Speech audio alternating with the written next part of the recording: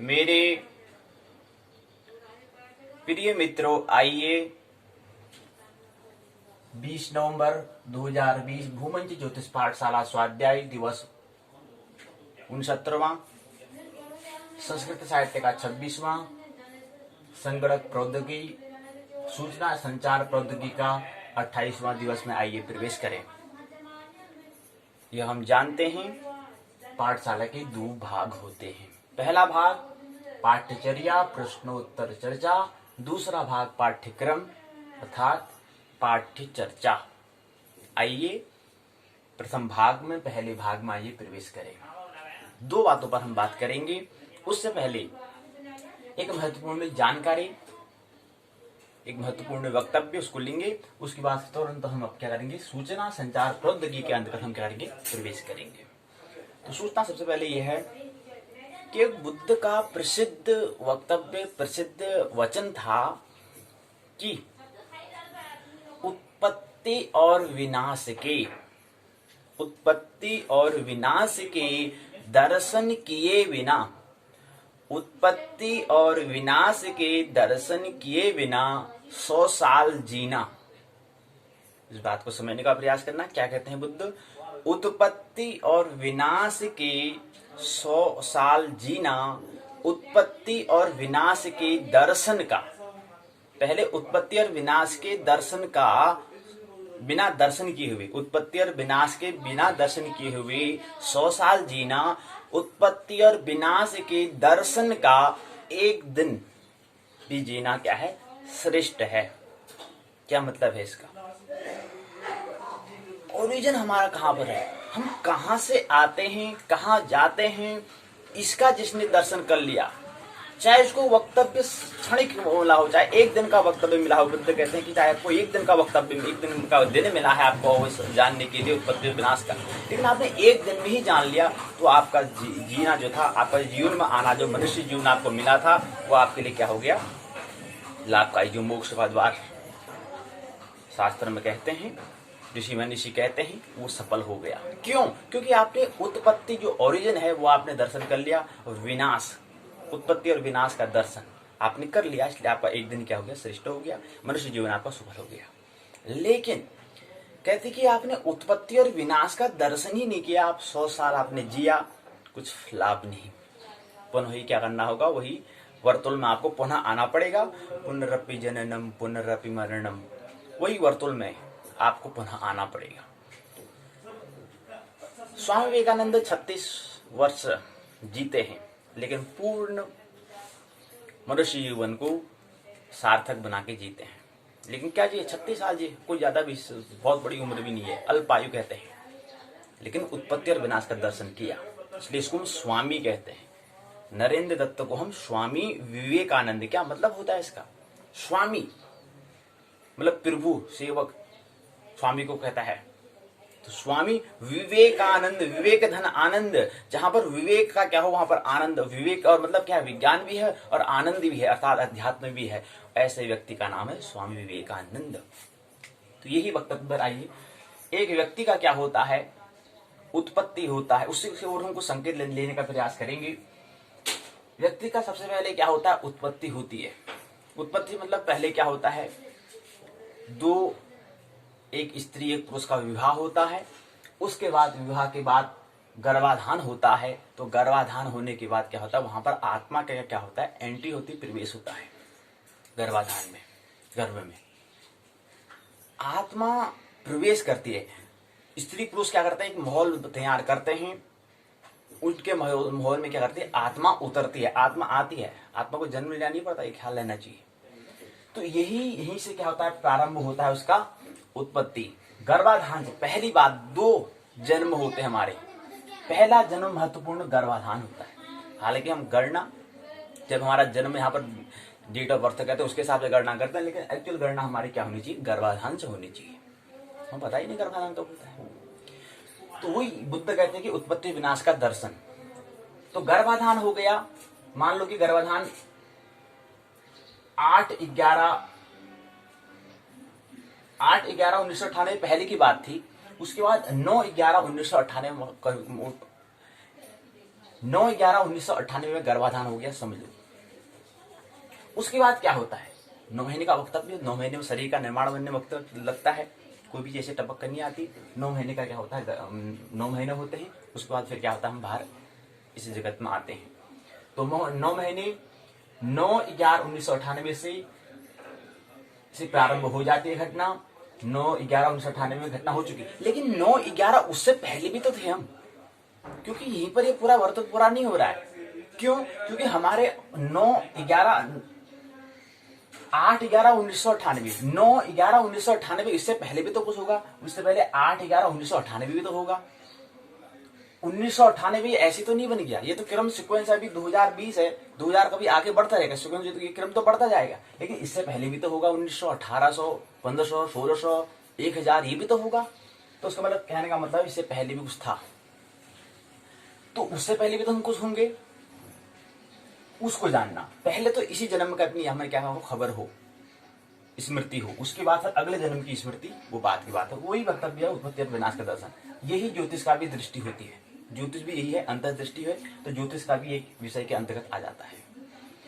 तो 9/11/1998 में गर्भाधान, उसके बाद 9 महीने 10/11/1998 से 9/8/1999, ये 9 महीने का वक्तव्य क्या है, शरीर का बनने में वक्त लगता है। उसके बाद क्या होता है, फिर शरीर बन गया, तैयार हो गया 9 महीने बाद। उसके बाद फिर क्या आता है, उसके बाहर आना होगा। 9 महीने हो चुके हैं, तो 10/8/1998 में उसका बर्थ हो जाता है, तो सेकंड नंबर का जन्म हो जाता है। तभी एक शब्द आप नाम सुना होगा, द्विज नाम आपने सुना होगा। द्विज मैंने होता है दो, जिसके जन्म हो। तो एक जन्म हमारा गर्भाधान में हुआ, जब हम आत्मा प्रवेश करती है, गर्भाधान जिसको कहते हैं। दूसरा होता है कि जब हम बाहर आते हैं, गर्भ से बाहर आते हैं, वो दूसरा नंबर का जन्म कहलाता है। उसके बाद क्या होता है कि हम ये मान चलते हैं कि जो व्यक्ति जन्म हुआ, उसने कहीं गांव में, उसका मतलब कहीं शहर में नहीं, उसने गांव में जन्म लिया, ऐसे मान के चलते हैं। तो गांव में जन्म लिया, गांव का, उसके बाद जैसे 10/8/1999 में उसका जन्म हो चुका है। उसके बाद गांव में 10/8/1999 से लेकर के 9/8/2012 तक अगर वो गांव में रहता है, 13 वर्ष तक वो गांव में रहता है। गांव और शहर में क्या अंतर है, विलेज और सिटी में क्या डिफरेंस है, क्या अंतर है, इसका कुछ ख्याल है?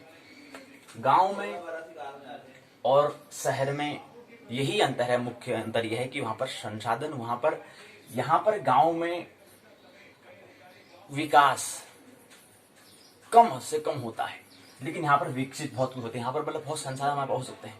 यहाँ पर हमारे वाहन होंगे, चलने के लिए, हमारे कहीं पर कुछ जाना है तो हमारे पास साधन होंगे, हमारे पास कहीं भी कुछ जाने के लिए। लेकिन यहाँ पर कुछ ऐसा नहीं है। यहाँ पर हो सकता कभी रोड हो, सड़क हो या ना हो, ये भी पता नहीं। पानी खाने वो भी मिल जाए, जो महत्वपूर्ण चीज है वही हमें मिल जाए, वही बहुत बड़ी अच्छी बात है। वही मिल जाए, वही बड़ी हमें खुशी की बात है। लेकिन वही नहीं मिल पाती। बिजली हो बड़ी मुश्किल से, तो ये चीज होता है इस गांव में। लेकिन शहर में क्या होता है, शहर में सुविधा होती है। मतलब कहने का मतलब है, सुविधाएं अधिक से अधिक क्या होती है, शहर में होती है, गांव में सुविधा कम होती है। और दूसरा, गांव का ये भी अंतर है कि वहां पर जो घर होते हैं वो दूर दूर में रहते हैं, और वहां पर पहाड़ी इलाका, थोड़ा पहाड़ों को देखने का अवसर, प्रकृति से ज्यादा जुड़ने का अवसर पहाड़ों में मिलता है। लेकिन शहर में ऐसा नहीं। शहर में तो वैसे ही पूरे ग्रुप में यहाँ से भीड़, एक ही क्षेत्र में 10-20 घर होंगे। लेकिन वहां पर पहाड़ों में क्या होता है, बीच में अंतराल होता है, पूरा पर्वत, पूरे पहाड़, वृक्ष, हम पूरा प्रकृति का सौंदर्य देखने को ज्यादा मौका हमें गाँव में ही मिलता है। और प्रकृति से ज्यादा हम जुड़े हुए होते हैं गाँव में। शहर में ऐसा नहीं होता है, शहर में ऐसा नहीं होता है। तो कहते हैं कि गांव 10/8/1999 से लेकर के 9/8/2012 तक 13 वर्ष उसने गांव में रहा। गांव से आप क्या सीखा, 13 वर्ष गांव में रहा, वहां से 13 साल उसने क्या, 13 साल के कैसे जीवन जिया, ये इस पर विचार करना। और उसके बाद क्या होता है कि अर्ध गांव अर्ध शहर में आता है। उसके बाद 13 वर्ष उसने क्या करा, गांव में रहा। फिर उस आगे और 2004 में क्या करा, शिक्षा प्राप्त, 10/8/2004 से शिक्षा प्राप्त करना शुरू किया, क्योंकि एक समय बाद क्या है, फिर शिक्षा भी होना अनिवार्य है। तो 10/8/2004 से शिक्षा लेना प्रारंभ किया। और उसके बाद शिक्षा का आगे जारी रखते हुए फिर आगे इसको बाहर आना पड़ा। फिर अर्ध गांव शहर में आया, अर्ध शहर में आया। तो वहां पर 10/8/2012 से लेकर के 9/8/2014 तक 2 साल वक्त वहां पर शिक्षा के लिए, 2 साल वहां शिक्षा अर्ध गांव शहर में की। उसके बाद फिर क्या करा, 2 साल पूर्ण हुआ, उसके बाद आगे फिर शहर में आए, सिटी में आया वो व्यक्ति। अब शहर में आने के बाद क्या करा, आप सिटी में आ चुके हैं। सिटी में 10/8/2014 में क्या है, हम शहर में आ चुके हैं, हम शहर वाले हो गया। एक व्यक्ति, जो व्यक्ति पहले गांव वाला था, अब क्या हो गया, शहर वाला हो गया। और शहर के बाद फिर क्या करता है, 10/8/2014 से लेकर के 9/8/2020 चल ही रहा है, और उसके बाद 20 नवंबर 2020 वर्तमान में है। तो यहां पर शहर में जो है 6 साल का वक्त हो चुका है, 6 साल से शहर में रह रहा है। क्या विकास हमने किया। विकास के 3 प्रमुख स्तर होते हैं। पहला होता है फिजिकल, दूसरा होता है माइंड, तीसरा होता है हमारा सोल, आत्मा। माइंड और फिजिकल, शारीरिक जरूरत, मानसिक और आत्मिक जरूरत, 3 जरूरतें होती हैं। क्या हमने 3 जरूरत, जो हमारी जो आवश्यकता थी, हमने क्या उसकी पूर्ति की? क्या हमें कुछ ख्याल है? क्या हमने अपना जो हमारा आत्मिक जरूरत है उसको हमने पा लिया? आत्मिक जरूरत में हमने क्या आनंद को पाया, उसके बारे में हमें ख्याल है, उसको समझना। दूसरा होता है माइंड, क्या हमारा मन शांत है? उसके बाद आता है शारीरिक जरूरत, क्या हमारे पास शारीरिक जरूरत जो है, रोटी कपड़ा मकान, जो मूलभूत पहले वो होते हैं, जो हमारे नीड्स हैं, जो आवश्यकता, वो हमने पूरी हमारे पास है क्या? इसको हम कहते हैं नीड्स को, मतलब विकास, डेवलपमेंट को कहते हैं। तो क्या हम विकसित हो रहे हैं? क्या हम अपने आप को परिवर्तन कर रहे हैं? विकास मतलब होता है निरंतर परिवर्तन करना अपने आप में, क्योंकि प्रकृति क्या परिवर्तनशील है, निरंतर छोटा परिवर्तन हो रहा है, तो हम क्यों ना परिवर्तन करें? तो हम क्या अपने आत्मा के तल पर, अपने मन के तल पर, अपने शारीरिक तल पर हम परिवर्तन कर रहे हैं। शारीरिक तल पर अगर प्रकृति कर दे रही है, उससे कोई मतलब हमें करने की जरूरत नहीं पड़ती है, लेकिन क्या हम मनस तल पर और आत्मिक तल पर कर पा रहे हैं परिवर्तन? उसको हम विकास कहते हैं, डेवलपमेंट कहते हैं। तो 10/8/2014 से लेकर के 9/8/2020 तक हो रहा है, 6 साल का वक्त हो चुका है। क्या 6 साल में हमने क्या किया? हम शहर में हैं जी, हम शहर में, गांव में नहीं है। गांव में 3 साल रह के आ चुके हैं, और अर्ध गांव शहर में भी हम 2 साल रह के आ चुके हैं। अब रहा है केवल 6 साल से हम शहर में रह रहे हैं। क्या हमने किया, क्या विकास किया, इस पर विचार। और 13 साल गांव में, 2 साल अर्ध गांव शहर में, 6 साल क्या है शहर में हमने व्यतीत किया। तीनों का योग करते हैं तो 21 वर्ष बन जाते हैं। एक बात महत्वपूर्ण होती है, वैज्ञानिक साइंटिस्ट कहते हैं जी, हमने जो भी प्राप्त करना है वो 6-7 साल में हमारा पूरा, जो हमें जितना भी हम क्या करेंगे उच्चतम शिखर में, हम इस जीवन में कितना हमें करना है, वो 7 साल में हमारा पता चल जाता है। 7 साल में जो हमारा हमें जुड़ना होता है वो जुड़ चुका होता है, जो योग होना, जो ऐड होना था हो चुका है। 7 साल के बाद कोई उसमें ऐड नहीं, कुछ नया उसमें नहीं जोड़ा जा सकता है, केवल उसमें क्या होगा, आगे थोड़ा विस्तार होगा बस। 7 साल में हमारा, तो हमारा प्रमुख जो महत्वपूर्ण, जो प्रथम जो हमारे 7 वर्ष हैं वो महत्वपूर्ण होते हैं। तो 7 साल में हमारा जुड़ सकता है हमसे कुछ, अगर कुछ जोड़ना चाहे तो। अगर इस समय में हमें ध्यान, भक्ति, प्रेम इत्यादि अंतर जगत की बात और मन की, और हमने शारीरिक जरूरतों को जोड़ ली तो जोड़ ली, उसके बाद फिर आगे कुछ और हम जोड़ नहीं सकते हैं, उसमें ऐड नहीं कर सकते हैं, वैज्ञानिक कहते हैं। और 7 साल के बाद आगे जीवन जो होगा उसी में क्या होगा, थोड़ा फैलाव होगा, उसमें कुछ जुड़ता नहीं है। तो ये हमें ख्याल रखना चाहिए। और दूसरी बात हमें ये भी ख्याल रखनी है कि हम क्या है, अगर हमें जीवन कह रहे हैं कि 21 वर्ष का जीवन कह रहे हैं, तो हम एक तिहाई, अगर किसी व्यक्ति का जन्म, अगर किसी व्यक्ति का जो समय है, अगर उसका पूरा अगर जीता है 60 साल, अगर वो जीता है तो 60 साल में 20 साल वह क्या करता है, सोने में, निद्रा में गवा देता है, अगर प्रतिदिन 8 घंटे के हिसाब से अगर बात करें तो ऐसे 21 साल हो चुका है इस व्यक्ति को, 21 साल हो चुके हैं। तो 21 साल में इसने 7 साल तो नींद में ही गवा दी है जी। 7 साल नींद में ही, 8 घंटे प्रतिदिन की रफ्तार से, 8 घंटे प्रति रफ्तार की दर से क्या कर रहा है, 7 साल उसने क्या कर दिए हैं, गवा दिए हैं निद्रा में। गवा दिए गए हैं, व्यतीत कर दिए गए हैं, एक ही बात है, क्योंकि निद्रा भी अनिवार्य है। लेकिन अब निद्रा अनिवार्य है, उसके साथ हमने क्या किया वो महत्वपूर्ण होता है। तो निद्रा गवा दी मतलब समय व्यतीत हो चुका है, समय चल जा चुका है। 8 3 24 होता है, 8 8 8 एक तिहाई। उसके बाद क्या आता है कि 7 साल गए, 7 3 21 हो गया और 8 3 24 हो गया। अगला तीसरा चरण है 8 घंटे क्या हमने स्वाध्याय किया। अब ये तो हमारे निर्भर करेगा कि 7 साल तो पक्का है कि 7 साल हमारे नींद में गए हैं, बाकी हमारे जो शेष 2 7 7 14 साल जो बचे उसमें क्या करा, कितना करा, क्या हमने स्वाध्याय किया? अगर हम मान लेते हैं कि उसने स्वाध्याय 8 घंटे की प्रति रफ्तार से उसने 7 साल क्या करा, स्वाध्याय किया, और शेष 8 साल जो है वो 7 साल अन्य काम में उसने किया, जिसमें खाना पीना, दोस्तों से मित्र से मिलना जुलना इत्यादि कर दिया। तो इसके हिसाब से क्या होता है, 7 साल ये होते हैं, 7 साल ये होते हैं, 7 साल ये होते हैं, 7 या 21, ऐसे 21 साल बनता है। लेकिन एक प्रत्येक व्यक्ति के लिए अलग अलग हो सकता है किसी ने 8 घंटे, कोई 10 घंटे भी सोया, 7 से ऊपर भी हो सकता है। अब वो तो प्रकृति के गुण के हिसाब से हुआ कि उसका गुण क्या है, वो तामसी है, राजसी है, सात्विकी है। और कोई व्यक्ति 8 घंटे स्वाध्याय 8 को 10 भी कर सकता है, 10 घंटे की रफ्तार से, तो 7 साल से आगे भी हो सकता है, 9 साल भी हो सकता है, 10 साल भी हो सकता है।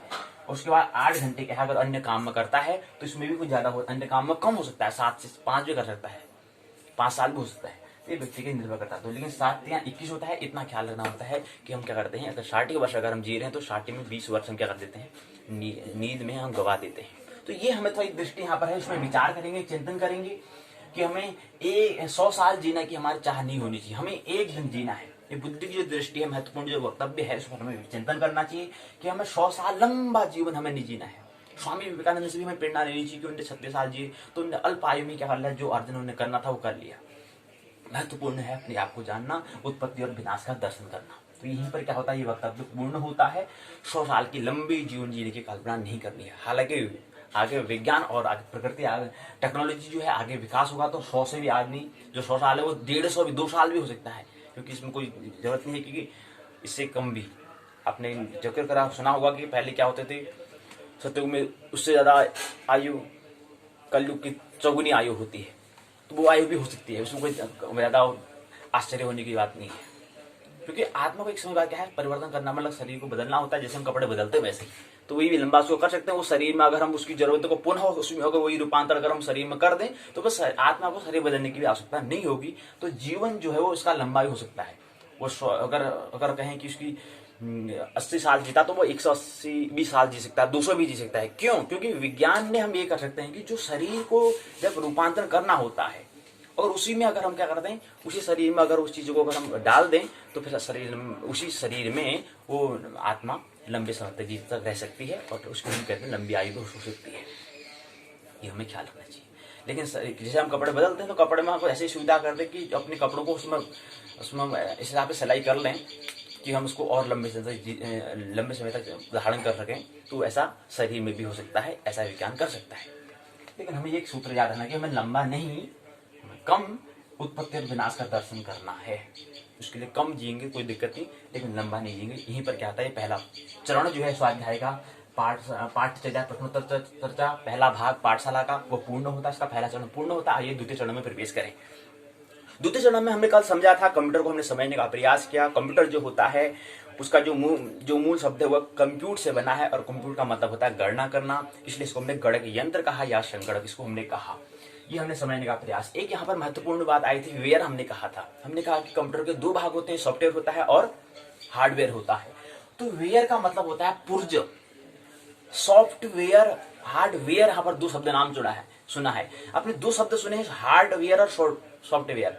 लेकिन हार्डवेयर और सॉफ्टवेयर को, इन 2 शब्दों को लेने से पहले ये ख्याल में रखना चाहिए कि इसमें 2 शब्दों से मिलकर बना हुआ है, हार्डवेयर सॉफ्टवेयर। हार्ड कोई भी हो सकता है, हमने पहले भी कल भी कहा था कि हार्ड कठोर कोई भी हो सकता है, लेकिन बात कर रहे हैं वेयर अर्थात यंत्र की, अर्थात हम किसकी बात है, पुर्जे की बात कर रहे हैं। किसकी बात कर रहे हैं, उपकरण के अंदर कुछ पुर्जे की हम बात कर रहे हैं। वो पुर्जा कैसा है, वो पुर्जा का रूप कैसा है, वो स्वभाव कैसा है, वो उसका बता रहा है कि उसका वो क्या है, हार्ड है अर्थात क्या है, कठोर है अर्थात सॉफ्ट है अर्थात मृदु है। ये किसका बता रहा है, ये उपकरण का वो पुर्जा जो है, वो पुर्जा कैसा है इसको दिखा रहा है। इसलिए इसको हमने 2 शब्द यहाँ पर मिलकर बनता है कि हमें ख्याल रखना चाहिए। एक होता है वेयर, वेयर के 2 भाग होते हैं, हार्डवेयर और सॉफ्टवेयर। यानी कि पुर्जे जो हम कह रहे हैं कि जो प्रौद्योगिकी जो हम बात करते हैं उसमें 2 पुर्जे हो सकते हैं, एक कठोर हो सकता है, एक मृदु हो सकता है, इसलिए हमें ख्याल रखना चाहिए। ये हमने समझा। दूसरा आया था कि एफएम हमने बात की थी। एफ का मतलब होता है फ्रीक्वेंसी और एम का मतलब होता है मॉड्यूलेशन। तो फ्रीक्वेंसी मतलब होता है, एफ मतलब फ्रीक्वेंसी मतलब होता है आवृत्ति। आवृत्ति होता है यानी कि बार बार करना।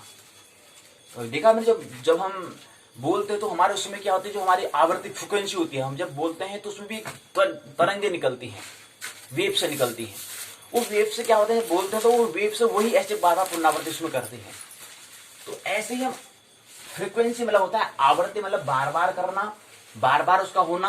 जैसे हम कहते हैं कि यहाँ पे कभी गौर के सांप होता है, सांप रेंगते हुए जाता है, शू शू शू शू करके जाता है, तो वो भी एक तरंग बनती है, उसकी भी क्या बनती है, तरंग बनती है। क्यों सांप ऐसे ही क्यों जाता है, रेंग के क्यों जाता है, कभी गौर किया? सांप के पास पैर नहीं होते हैं, वो जब ऐसे करता है तो उसे मोड़ने से उसे क्या बोलता है, उसको फोर्स आगे बढ़ना है तो उसको ऐसे रेंगते हुए जाना, सीधे नहीं जा सकता। जैसे वो अपने आप को ऐसे मोड़ता है तो उससे क्या मिलता है, उसको आगे बढ़ने में सहायता मिलती है, इसलिए वो रेंगते हुए चलता है। ये में ख्याल होना चाहिए। कभी और क्या फरसा में सांप नहीं आ पाता है तो फिर बढ़ ही नहीं पाएगा तो कहां से, तो ये में ख्याल रखना चाहिए। तो फ्रीक्वेंसी मतलब होता है आवृत्ति। जैसे आपने देखा यहाँ पर दिखाने का प्रयास क्या है, कैसी फ्रीक्वेंसी है, ऐसे तरंग रूप में, वेव के रूप में हमने दिखा रखा है। तो यही क्या हो रही है, ये पहले यहाँ गई थी, ये यहाँ गई थी, तो मतलब क्या हो रहा है, इसकी यही पुनरावृत्ति हो रही है अर्थात आवृत्ति हो रही है, इसको हम फ्रीक्वेंसी कहेंगे। और दूसरा आता है मॉड्यूलेशन, एम होता है, इसका मतलब होता है लय, तरल, तरंग।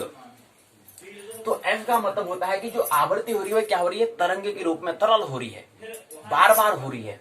तो लगन में लय से क्या हो रही है, आवृत्ति हो रही है। मतलब क्या है, एक लगन से, हम कहते हैं लगन शब्द कहते हैं, क्या लगन है यार, वही काम कितने लगन से कर रहा है, तो वही ये तरंग तरल जो है, एक जो लगन कह रहे हैं, जो एम जो मॉड्यूलेशन कह रहे हैं, वो क्या हो रहा है, एक लय में, एक तरल में क्या कर रहा है, एक तरंग के रूप में क्या कर रही है, तरंगी सुख कहते हैं। लय मतलब क्या, वही पुनरावृत्ति हो रही है, लेकिन एक तरीके से सीक्वेंस में हो रही है। हमने समझने का प्रयास कल किया, तो ये दो बातें समझ गई।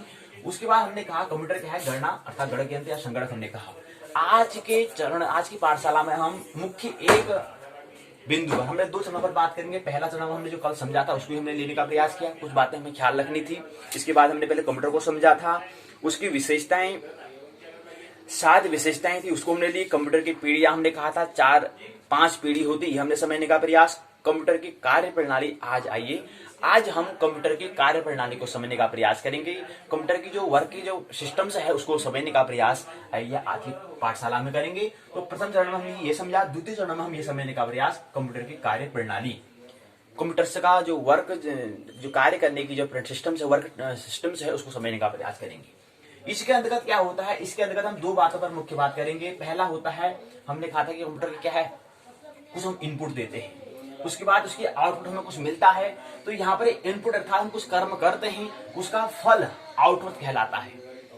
तो आउटपुट क्या मिलेगा वो कर्म पर निर्भर करेगा, हम कर्म कैसे कर रहे हैं, तो उसका आउटपुट हमें मिलता है। और उसके मध्य में क्या होता है, सेंट्रल प्रोसेस यूनिट होता है, सीपीयू होता है, ये हमें ख्याल रखना चाहिए।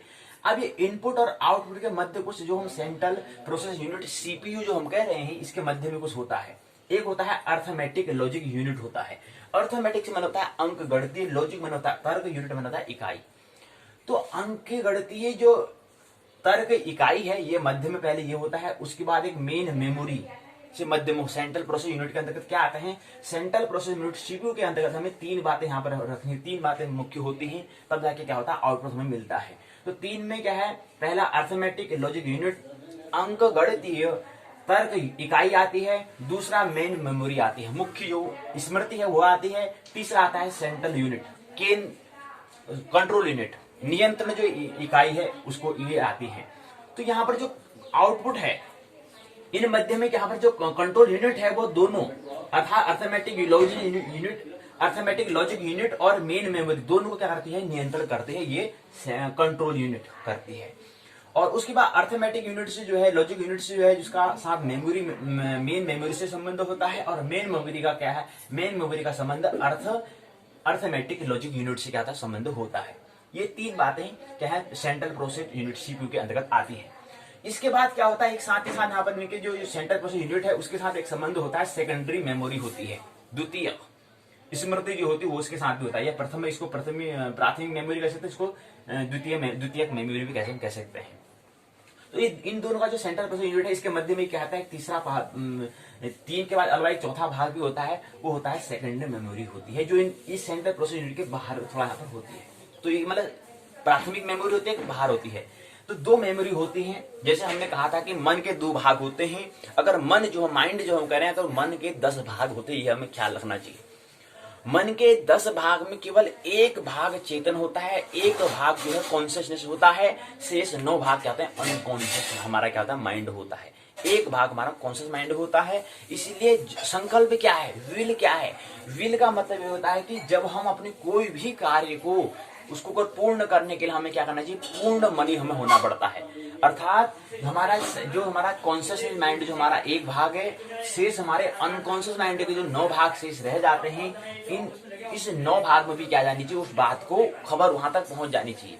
जैसी वो बात हमारे अनकॉन्शियस माइंड में, अचेतन में पहुंच जाती है और हमारे चेतन में जो हमारी बात पहुंची है, इन दोनों में अगर 10 का 10% में पहुंच जाता है तो अर्थात इसका मतलब हमारा क्या है, विल पावर, हमारा जो संकल्प है वो क्या, हमारा बड़े संकल्पी, हम बड़े क्या हैं, संकल्प हम हैं, हम बड़े दृढ़ हैं अपने निश्चय में, हम क्या है, अपने कर्तव्य करने में हम दृढ़ ही हैं, हम कह सकते हैं। अगर हमारे बात अगर चेतन में ही रह जाएगी, केवल एक भाग में अगर एक हिस्से में रह जाएगी, शेष 9 हिस्से पर अगर नहीं पहुंची तो हम उस काम को नहीं कर सकते, उसमें हम फल, उसमें हम कोई सृजन हम उसमें नहीं कर सकते हैं। क्यों? क्योंकि मन का एक ही भाग में काम चल रहा है जी, और मन के शेष 9 भागों में जाने के लिए क्या करना पड़ता है, उसका प्राथमिक चरण है हमारे क्या करने चाहिए, श्वास से हमें प्रारंभ करना पड़ता है। क्योंकि अपने श्वास को हमें प्राणायाम हमें करना होता है, प्राण को इतना आयाम हमें कर देना होता है ताकि शेष 9 भागों तक हमारी क्या जाए, वो श्वास वहां तक खबर पहुंच जाए कि हाँ, इस काम को मैं करने वाला हूँ, आपको भी खबर कर दे रहा हूँ, आपको भी न्यूज दे रहा हूँ, आपको भी समाचार दे रहा हूँ। ये खबर करनी होती है हमें शेष 9 हिस्से में से जो 9 हिस्से बचे उस पर हमें खबर करनी होती है। जैसे ही शेष 9 में और एक चेतना हमारे हाथ चल रही थी तो फिर हमारा संकल्प हो जाता है, उसी को हम संकल्प कहते हैं, जिसको विल पावर कहते हैं, संकल्प शक्ति कहते हैं। तो ये हमें समझना है। तो उसके बाद हमने कहा कि इसका क्या है, सेंट्रल पर्सन यूनिट के अंदर क्या है, सेकेंडरी मेमोरी भी होता है। हमने सेकेंडरी मेमोरी हमारी क्या होती है, 2 हमारी स्मृति होती है, 2 हमारी प्राथमिक और सेकेंडरी, प्राथमिक और द्वितीय। इसी के बाद क्या होता है कि ये बात हमने कर ली। अब पहले चरण में, पहले भाग में, ये दूसरे भाग में हम ये करेंगे, स्मृति जो मेमोरी है उसको भी समझने का प्रयास। मेमोरी के 2 भाग होते हैं, प्राथमिक और द्वितीय होते हैं। हमारी मेमोरी एक काम चलाव की होती है, एक होती है हमारी परमानेंट की होती है। एक प्राथमिक जो और द्वितीय, प्राथमिक मेमोरी जो है इसी के अंतर्गत भी 3 भाग आते हैं, एक आता है स्थायी, एक आता है कैश, एक आता है अस्थायी। स्थायी में क्या होता है, परमानेंट होता है। कैश में भी क्या होता है, एक दूसरा भाग मध्य श्रेणी की जो स्मृति उसकी बात आती है, एक तीसरी आती है अस्थायी, केवल टेम्परेरी के लिए, काम चलाव के लिए स्मृति होती है। ये हमारे क्या है, प्राथमिक जो स्मृति जो मेमोरी की बात करें, इसके 3 भाग होते हैं, स्थायी, कैश और अस्थायी, 3 इसके क्या होते हैं, भाग होते हैं। तो पहली जो स्थायी जो परमानेंट है, इसके क्या होते हैं, इसके 4 भाग होते हैं। पहला भाग होता है रोम, दूसरा होता है प्रोम, तीसरा होता है ई प्रोम, चौथा होता है ई प्रोम होते हैं। तो जो हमारी जो प्राथमिक मेमोरी है इसके 3 भाग हैं, स्थायी, कैश, अस्थायी। और इस बात स्थायी जो मेमोरी है, प्राथमिक के जो पहला भाग स्थायी है, इसके 4 भाग होते हैं, रोम, प्रोम, ई प्रोम और ई प्रोम होता है। रोम को मतलब कहते हैं, रोम मतलब होता है रीड ओनली मेमोरी। रीड मतलब होता है पढ़ना, ऑन मतलब केवल, मेमोरी मतलब स्मृति, केवल पढ़ने के लिए जो केवल क्या है स्मृति है, उसको हम कहते हैं रोम कहते हैं, रीड ओनली मेमोरी कहते हैं। इसी के साथ यहाँ पर रोम तो रोम लिखा ही है लेकिन आगे पी लग गया है तो प्रोम हो गया है। क्या हो गया, प्रोम हो चुका है। इसी के आगे आता है ई प्रोम हो जाता है, पी प्रोम यहाँ पर है तो इसी प्रोम को लिखेंगे लेकिन यहाँ पर ई आ जाता है। इसी के आगे फिर 2 बार ई आ जाएगा तो ई प्रोम हो जाएगा। तो ये हमें ख्याल रखना है। तो इसके 4 भाग होते हैं। उसके बाद अगर आता है कैश में कोई भाग नहीं होता, वही एक ही भाग रहता है प्राथमिक के अंदर। दूसरा आता है अस्थायी, तीसरा आता है अस्थायी। अस्थायी के अंदर यहाँ पर क्या आता है, यहाँ पर आता है रैम आता है। रैम का मतलब होता है रैंडम एक्सेस मेमोरी होता है। इसके 2 भाग होते हैं, एक होता है डायनेमिक अर्थात गतिशील, दूसरा होता है स्टैटिक्स मतलब स्थिर। ये 2 की मेमोरी होती है रैम के अंतर्गत, रैंडम एक्सेस मेमोरी होती है। तो ये दूसरी अर्थात क्या है अस्थायी। स्थायी के हमारे 4 भाग का, स्थायी के 2 भाग होते हैं, इस पर हम बात करेंगे। और स्मृति का भी प्राथमिक की हम बात कर रहे थे, प्राइमरी की बात है, सेकेंडरी की बात भी करते हैं। तो सेकेंडरी के 1 2 3 4 5 6 भाग होते हैं। सेकेंडरी जो मेमोरी है, द्वितीय जो स्मृति है, उसमें क्या होते हैं 6 भाग होते हैं। पहला फ्लॉपी डिस्क, दूसरा हार्ड डिस्क, तीसरा मैग्नेटिक टेप होता है, अगला चौथा सीडी रोम होता है, 5वां डीवीडी होता है और 6ठा पेन ड्राइव होता है।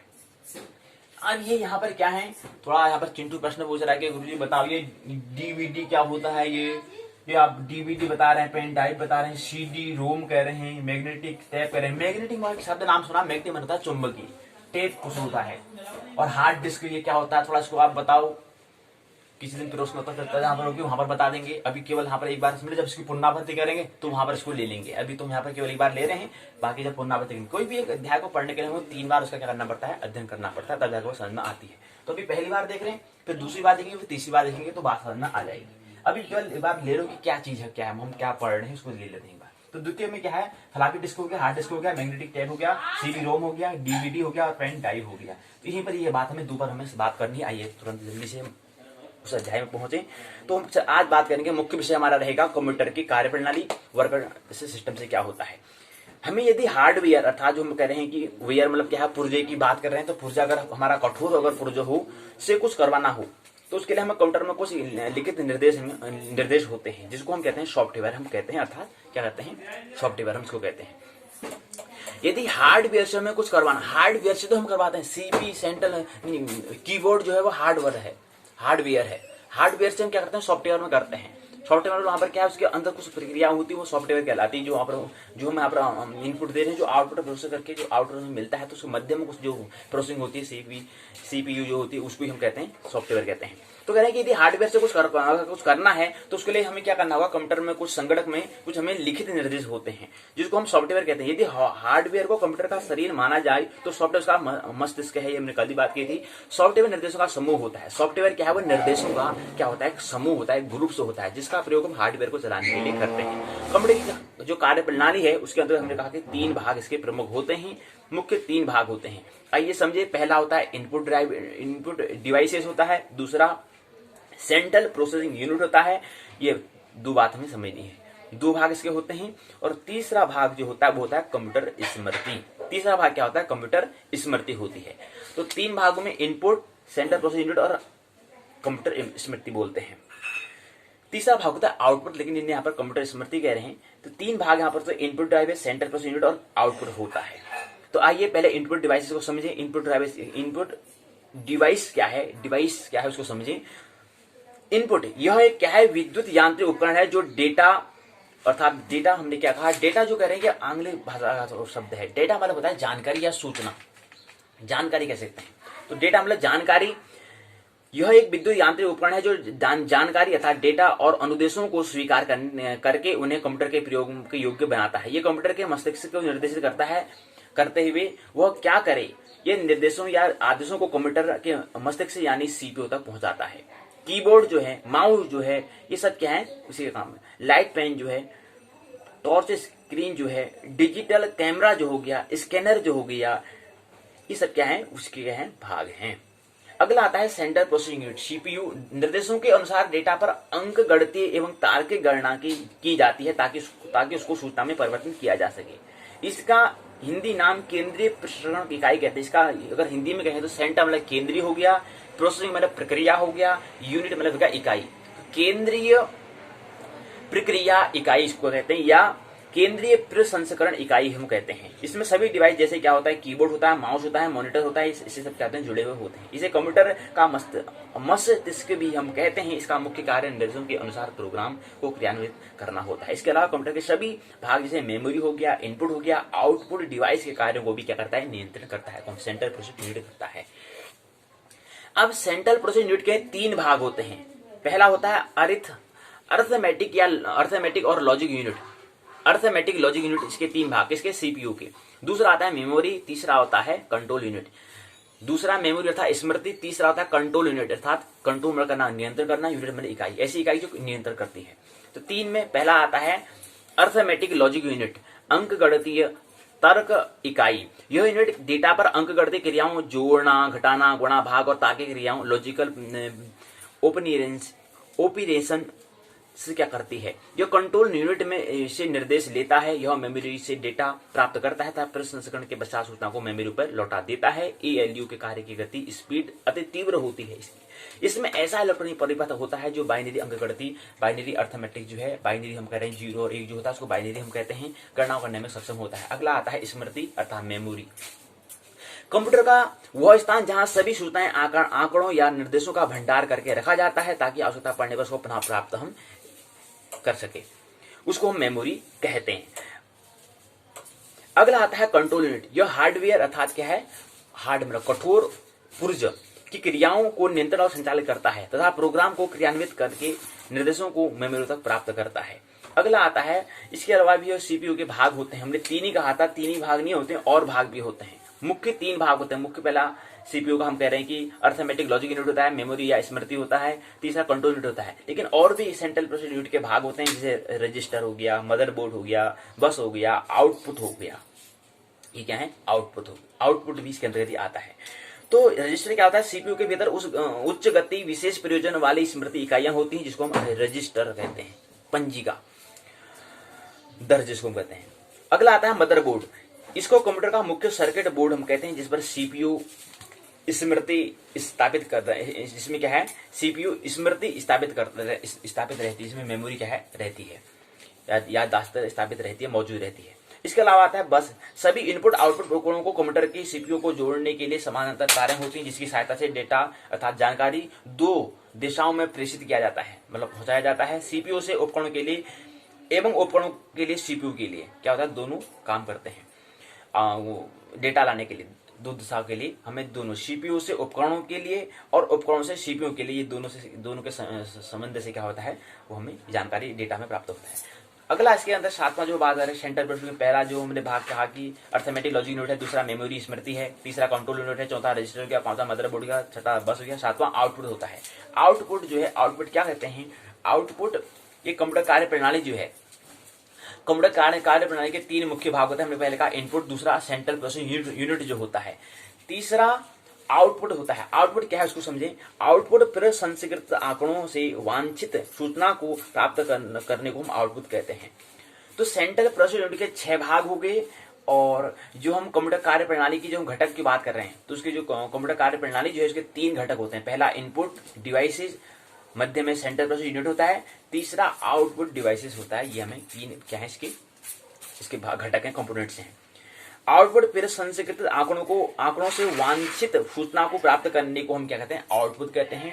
आउट मैंने बताया बाहर, पुट मैंने रखना, बाहर जो रख देता है, और इनपुट मैंने जो अंदर, पुट मैंने रखना, जो इन मैंने अंदर, पुट मैंने रखा जाता है, और आउट मैंने बाहर, पुट मैंने जो रखा जाता है। जो आउटपुट रखा जाता है, जो अंदर रखा जाता है, उसको हम इनपुट और आउटपुट कहते हैं।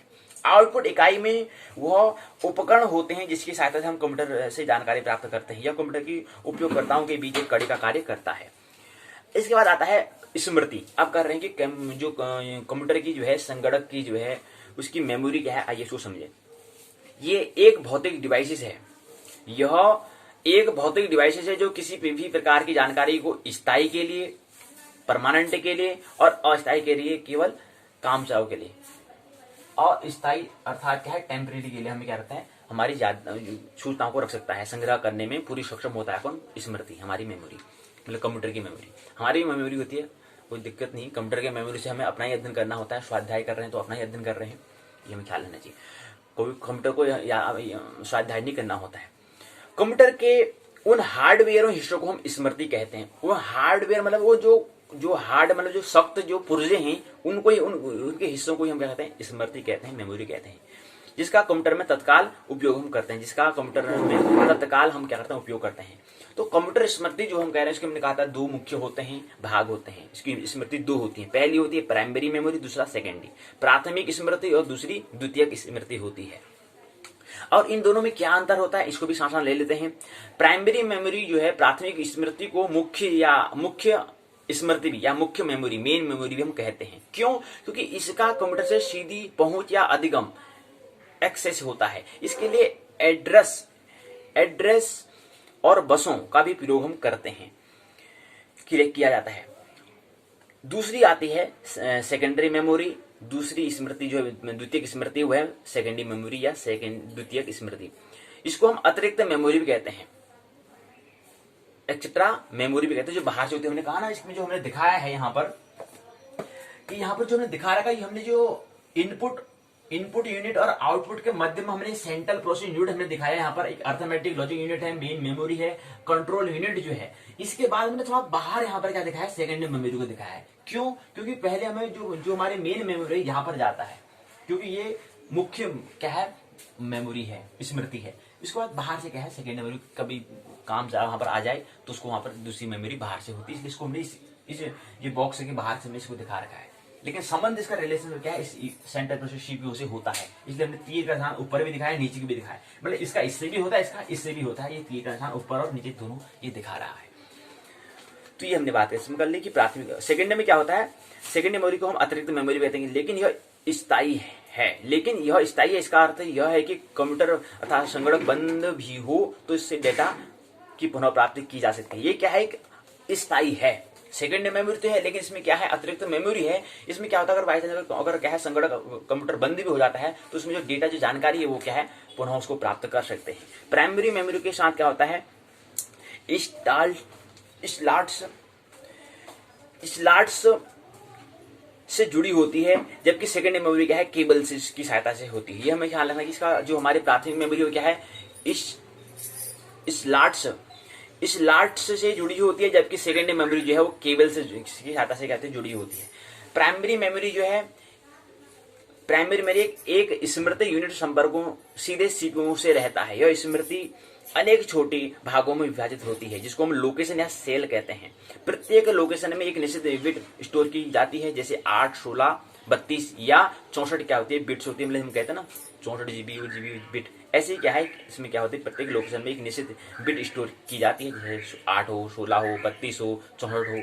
कभी 7 जीबी आपने देखा होगा, लेकिन फिक्स होता है कि 8, 16, 32 और 64 ऐसा क्रम होता है। 8, 8, 16 तो 24, 800 को 32, फिर 8, 64 ऐसा कुछ हमें बना रखा है। जितनी बिट अधिक होगी उतनी ही डेटा क्या है, उतनी ही जानकारी स्थानांतरण की गति भी अधिक होगी, जिसकी तुलना सड़क से की जा सकती है। जितनी सड़क चौड़ी होगी उतना ही आवागमन में क्या होगी, सुविधा होगी। प्राइमरी मेमोरी सेकेंडरी मेमोरी की अपेक्षा बहुत तीव्र होती है।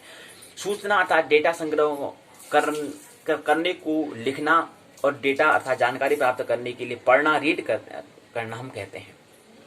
कि डेटा संग्रह करने को हम लिखना कहते हैं। जो हम डेटा को इकट्ठा कर रहे हैं, जिसको हम लिख रहे हैं, दर्ज कर रहे हैं, उसको क्या कहते हैं हम, लिखना। लिखना मतलब क्या, दर्ज करना, उसको हम राइट कहते हैं। जानकारी को संग्रह करने को हम लिखना कहते हैं। जानकारी अर्थात डेटा प्राप्त करने को हम पढ़ना कहते हैं। यह स्मृति मुख्य रूप से सेमी कंडक्टर के रूप में होती है। इसमें एक आता है आईसी, इंटीग्रेटर सर्किट होता है, जो कि सिलिकॉन चिप से बनी होती है। दूसरा आता है, इसके अंदर हमने कहा कि प्राइमरी मेमोरी है। प्राइमरी मेमोरी के अंदर आता है पहले रोम आता है। रोम का मतलब होता है रीड ओनली मेमोरी, केवल क्या करना है, पढ़ने के लिए स्मृति। रीड ओनली मेमोरी स्थायी स्मृति होती है। क्या होती है, स्थायी स्मृति होती है। इसमें संग्रहित सूचना स्वयं नष्ट नहीं होती, इसमें बदलाव भी नहीं किया जा सकता है। यह कंप्यूटर निर्माण के समय की स्थापित कर दी जाती है। कंप्यूटर इसको केवल पढ़ सकता है, इसमें कोई परिवर्तन नहीं कर सकता है। ये बात हमें रखनी है। विद्युत आपूर्ति बंद होने पर भी इसमें संग्रहित रहती है, डेटा संग्रहित रहता है, इसलिए इसको हम कहते हैं रीड ओनली मेमोरी कहते हैं। रोम हम कहते हैं। रोम में क्या होता है, कोई भी डेटा को हम परिवर्तन नहीं कर सकते हैं। वो क्या होता है, इसमें स्थायी के लिए इसमें जानकारी रहती है, डेटा रहता है। स्थायी स्मृति के अन्य उदाहरण हार्ड ड्राइव हमने बताया था, वही हम बता रहे हैं। हार्ड ड्राइव हो गया, मेमोरी कार्ड हो गया, फ्लॉपी ड्राइव हो गया, स्पूल सीटीडी हो गया, सीडी हो गया, डीवीडी हो गया, ऑडियो टेप हो गया। ये सब क्या है, रीड रोम के अंतर्गत आते हैं। Basic input output system BIOS का नाम एक प्रोग्राम रोम का उदाहरण है। इसके बाद आता है, इसके भाग के अंदर हमने स्थायी जो हमने बात की थी, इसके अंतर्गत इसमें और भी आते हैं रोम के और भाग आते हैं। प्रोम हो जाता है, ई प्रोम हो जाता है, ई प्रोम हो जाता है। तो प्रोग्रामिंग रोम जो है, यह इस स्मृति में किसी प्रोग्राम को केवल एक बार संचित किया जाता है, परंतु न तो इसे मिटाया जा सकता है, न ही इसमें संशोधित किया जा सकता है। ये इसको हम प्रोरोम तथा प्रोग्रामिंग। पी का मतलब होता है प्रोग्रामेबल्स होता है। प्रोग्रामेबल मतलब होता है पी का, और रोम का मतलब होता है रीड ओनली मेमोरी होता है। तो इसलिए पी रोम इसको हमने कहा। अगला आता है इरेजेबल प्रोम। इसका पूरा नाम होता है इरेजेबल, और प्रोम मतलब होता है, पी का मतलब प्रोग्रामेबल हो गया, और रोम का मतलब हो गया रीड ओनली मेमोरी हो गया। तो इसलिए इसको ई प्रोम हम कहते हैं। इस आई का मतलब होता है इंटीग्रेटेड, मतलब होता है समाकलन। इंटीग्रेट करना मतलब समाकलन करना, और सर्किट मतलब हो गया एक पथ हो गया। तो इसलिए इसको हम आईसी में क्या है, संचित किया गया प्रोग्राम पराबैंगनी किरणों के माध्यम से मिटाया जा सकता है। फलस्वरूप क्या होता है, यह आईसी इंटीग्रेटेड सर्किट पर क्या होता है, दोबारा प्रयोग हम कर सकते हैं। इसकी क्या है, दूसरी भाग है। ई प्रोम की हम बात कर ली। उसके बाद अगला आता है ई प्रोम होता है। ई प्रोम में क्या है, इलेक्ट्रॉनिक्स इलेक्ट्रिकली ई प्रोम होता है। ई जो बता रहे हैं इलेक्ट्रिकली, और ई का मतलब ये हमने बताया था, ई का मतलब क्या होता है, ई का मतलब होता है इरेजेबल होता है। एक ई का मतलब हो गया इरेजिबल, जो पहले से हमने बता दिया, और एक ई और जुड़ गया, उसका मतलब होता है इलेक्ट्रिकली होता है। ये हमें बात रखनी है। तो इलेक्ट्रिकली में होता है इलेक्ट्रिकली, इसका पूरा नाम होता है इलेक्ट्रिकली इरेजिबल, और प्रोम का मतलब होता है, हमने कहा पी का मतलब प्रोग्रामेबल, और रोम का मतलब होता है red only memory. Red only memory होता है, ये हमें ख्याल रहे। इसका चौथा भाग आता है ई प्रोम कह लेते हैं। जो क्या है, इसमें जो ई प्रोम जो है पर स्टोर किए गए प्रोग्राम को मिटाने तथा संशोधन करने के लिए किसी अन्य उपकरणों की आवश्यकता हमें नहीं होती है। कमांड से दिए जाने पर कंप्यूटर में उपलब्ध इलेक्ट्रिकल सिग्नल जो हैं, जो हिंट हैं, जो इशारे हैं, ही इस प्रोग्राम को संशोधित कर देते हैं। इसको फ्लैश मेमोरी भी हम कह सकते हैं। अगला आता है रैंडम एक्सेस मेमोरी। दो भाग आता है, दूसरा भाग आता है रैंडम, मतलब रैम की बात कर, रोम और रैम दो बात हम करते हैं। तो रैंडम एक्सेस मेमोरी क्या होता है, रैम क्या होता है। रैंडम एक्सेस मेमोरी को संक्षिप्त रूप में हम रैम कहते हैं, संक्षिप्त भाषा में रैम कहते हैं। यह कंप्यूटर की मुख्य स्मृति है। कौन, रैम। रैम मुख्य स्मृति है। इसमें यह मूलतः अस्थायी स्मृति है, केवल क्या है, टेम्परेरी ये क्या है, स्मृति है, मेमोरी इसमें रहती है, जिसको संग्रहित रखने के लिए सतत विद्युत ऊर्जा आपूर्ति की आवश्यकता रहती है। मेमोरी स्मृति के हर स्थान तक एक समान समय में पहुंचा जा सकता है। मतलब मेमोरी में हर स्थान तक एक समान समय में क्या होता है, पहुंचा जा सकता है। हम जैसे ही कंप्यूटर को चालू करते हैं, संगणक को चालू करते हैं, निर्देशों का समूह हार्ड डिस्क से रैम पर कॉपी हो जाता है। मतलब कॉपी का मतलब क्या होता है, उसका मुद्र हो जाता है। जैसे ही कंप्यूटर बंद हो जाता है, यह गायब हो जाता है। यह हमें ख्याल रखना चाहिए। कौन सी मेमोरी होती है, रैंडम एक्सेस मेमोरी होती है, जो टेम्परेरी होती है। जैसे हम पैसे काम चलाओ के लिए पैसे रखते हैं जेब में, वही जो रखते हैं, ये काम चलाओ की हमारे पास संपत्ति होती है, लेकिन हमारे असली संपत्ति हमारे बैंकों में होती है जी। कोई बात करें तो असली मेमोरी क्या है, रोम रीड ओनली मेमोरी है। और रैम क्या है, केवल काम चलाओ के हमारा पैसा है जेब में। रोम और रैम हमारे अस्थायी स्मृति होती है, टेम्परेरी के लिए स्मृति होती है, मेमोरी होती है। इसके में क्या होता है, दो प्रकार इसके होते हैं। स्टैटिक से मेमोरी होता है। स्टैटिक से मतलब होता है, एक होता है डायनेमिक। डायनेमिक मतलब होता है, डायनेमिक आपने नाम सुना होगा, डायनेमिक मतलब से होता है गतिशील, और स्टैटिक से मतलब होता है स्थिर। तो इसमें एक जो रैम कह रहे हैं, इसके रैम के भी दो भाग होते हैं। डायनेमिक मतलब गतिशील, इसमें रैम होगा, रैम मतलब रैंडम एक्सेस मेमोरी होगी, और दूसरा स्थिर और अस्थिर, दो चीज यहाँ पर रहेंगी। तो स्थिर में कह रहे हैं कि स्टैटिक मेमोरी दो भाग होते हैं। तो स्टैटिक से मेमोरी अधिक स्थान लेती है, इसलिए निर्माण लागत अधिक होती है। यह तीव्र भी है, और इसको रिफ्रेश भी नहीं करना पड़ता है। यह दीर्घ काल तक रहती है। ये बात हमें समझना है कि ये स्टैटिक मेमोरी में क्या है, ये बात हमें समझे। जो एक स्थायी हम बात कर रहे हैं, स्थायी रैम है, स्थिर रैम है, और एक क्या है, गतिशील है, स्थिर है, मोशन नॉट मोशन। ये मोशन करेगा, ये मोशन नहीं करेगा, ये गति नहीं करेगी, अस्थिर करेगी। स्थिर है और ये गतिशील है, स्थिर। तो इसमें क्या होता है, ये बता रहे हैं। दूसरे जो डायनेमिक मेमोरी, उसमें क्या फर्क पड़ता है, इसमें कहते हैं जीवन काल कम होता है, यह आकार में छोटी होती है, इसको बार रिफ्रेश हमें करना पड़ता है। ये हमें ध्यान रखना है। अब यहाँ पर एक बात आई थी, हमने तीसरे हमने बात कहा था कि जो प्राथमिक मेमोरी है, इसमें हमने एक स्थायी मेमोरी कहा, एक अस्थायी कहा, बीच में एक कैश आया था, मतलब CACHE आया था, CACHE कैश आया था। थोड़ा इसको समझ लीजिए क्या है कैश मेमोरी। हमने प्राथमिक मेमोरी का अंदर स्थायी मेमोरी, कैश मेमोरी और अस्थायी मेमोरी, और मेमोरी का मतलब होता है स्मृति।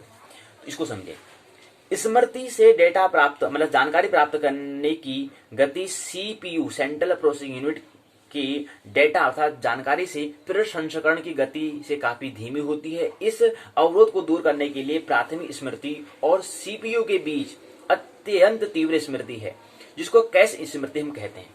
तो उसको ही हम कहते हैं कैश स्मृति कहते हैं।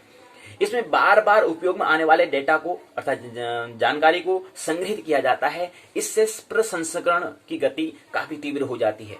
और समझें, और कैश मेमोरी और क्या है, इसको और समझें। यह एक गतिशील मेमोरी है जो रैम की भांति ही है।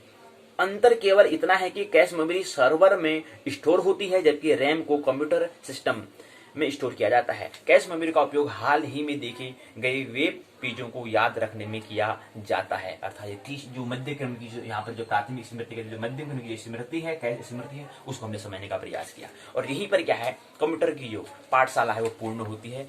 जो पाठशाला है, पाठशाला का पहला भाग पूर्ण होता है। 2 चरणों में हमने आज बात की। पहला हमने कहा बुद्ध का प्रसिद्ध वचन उत्पत्ति और विनाश का दर्शन, कि ये बिना 100 साल जीना, उत्पत्ति और विनाश का दर्शन का एक दिन जीना श्रेष्ठ है। इस पर हमने पहले पाठशाला का जो पहला भाग था उसमें ये पहले चरण में ये बात हमने की।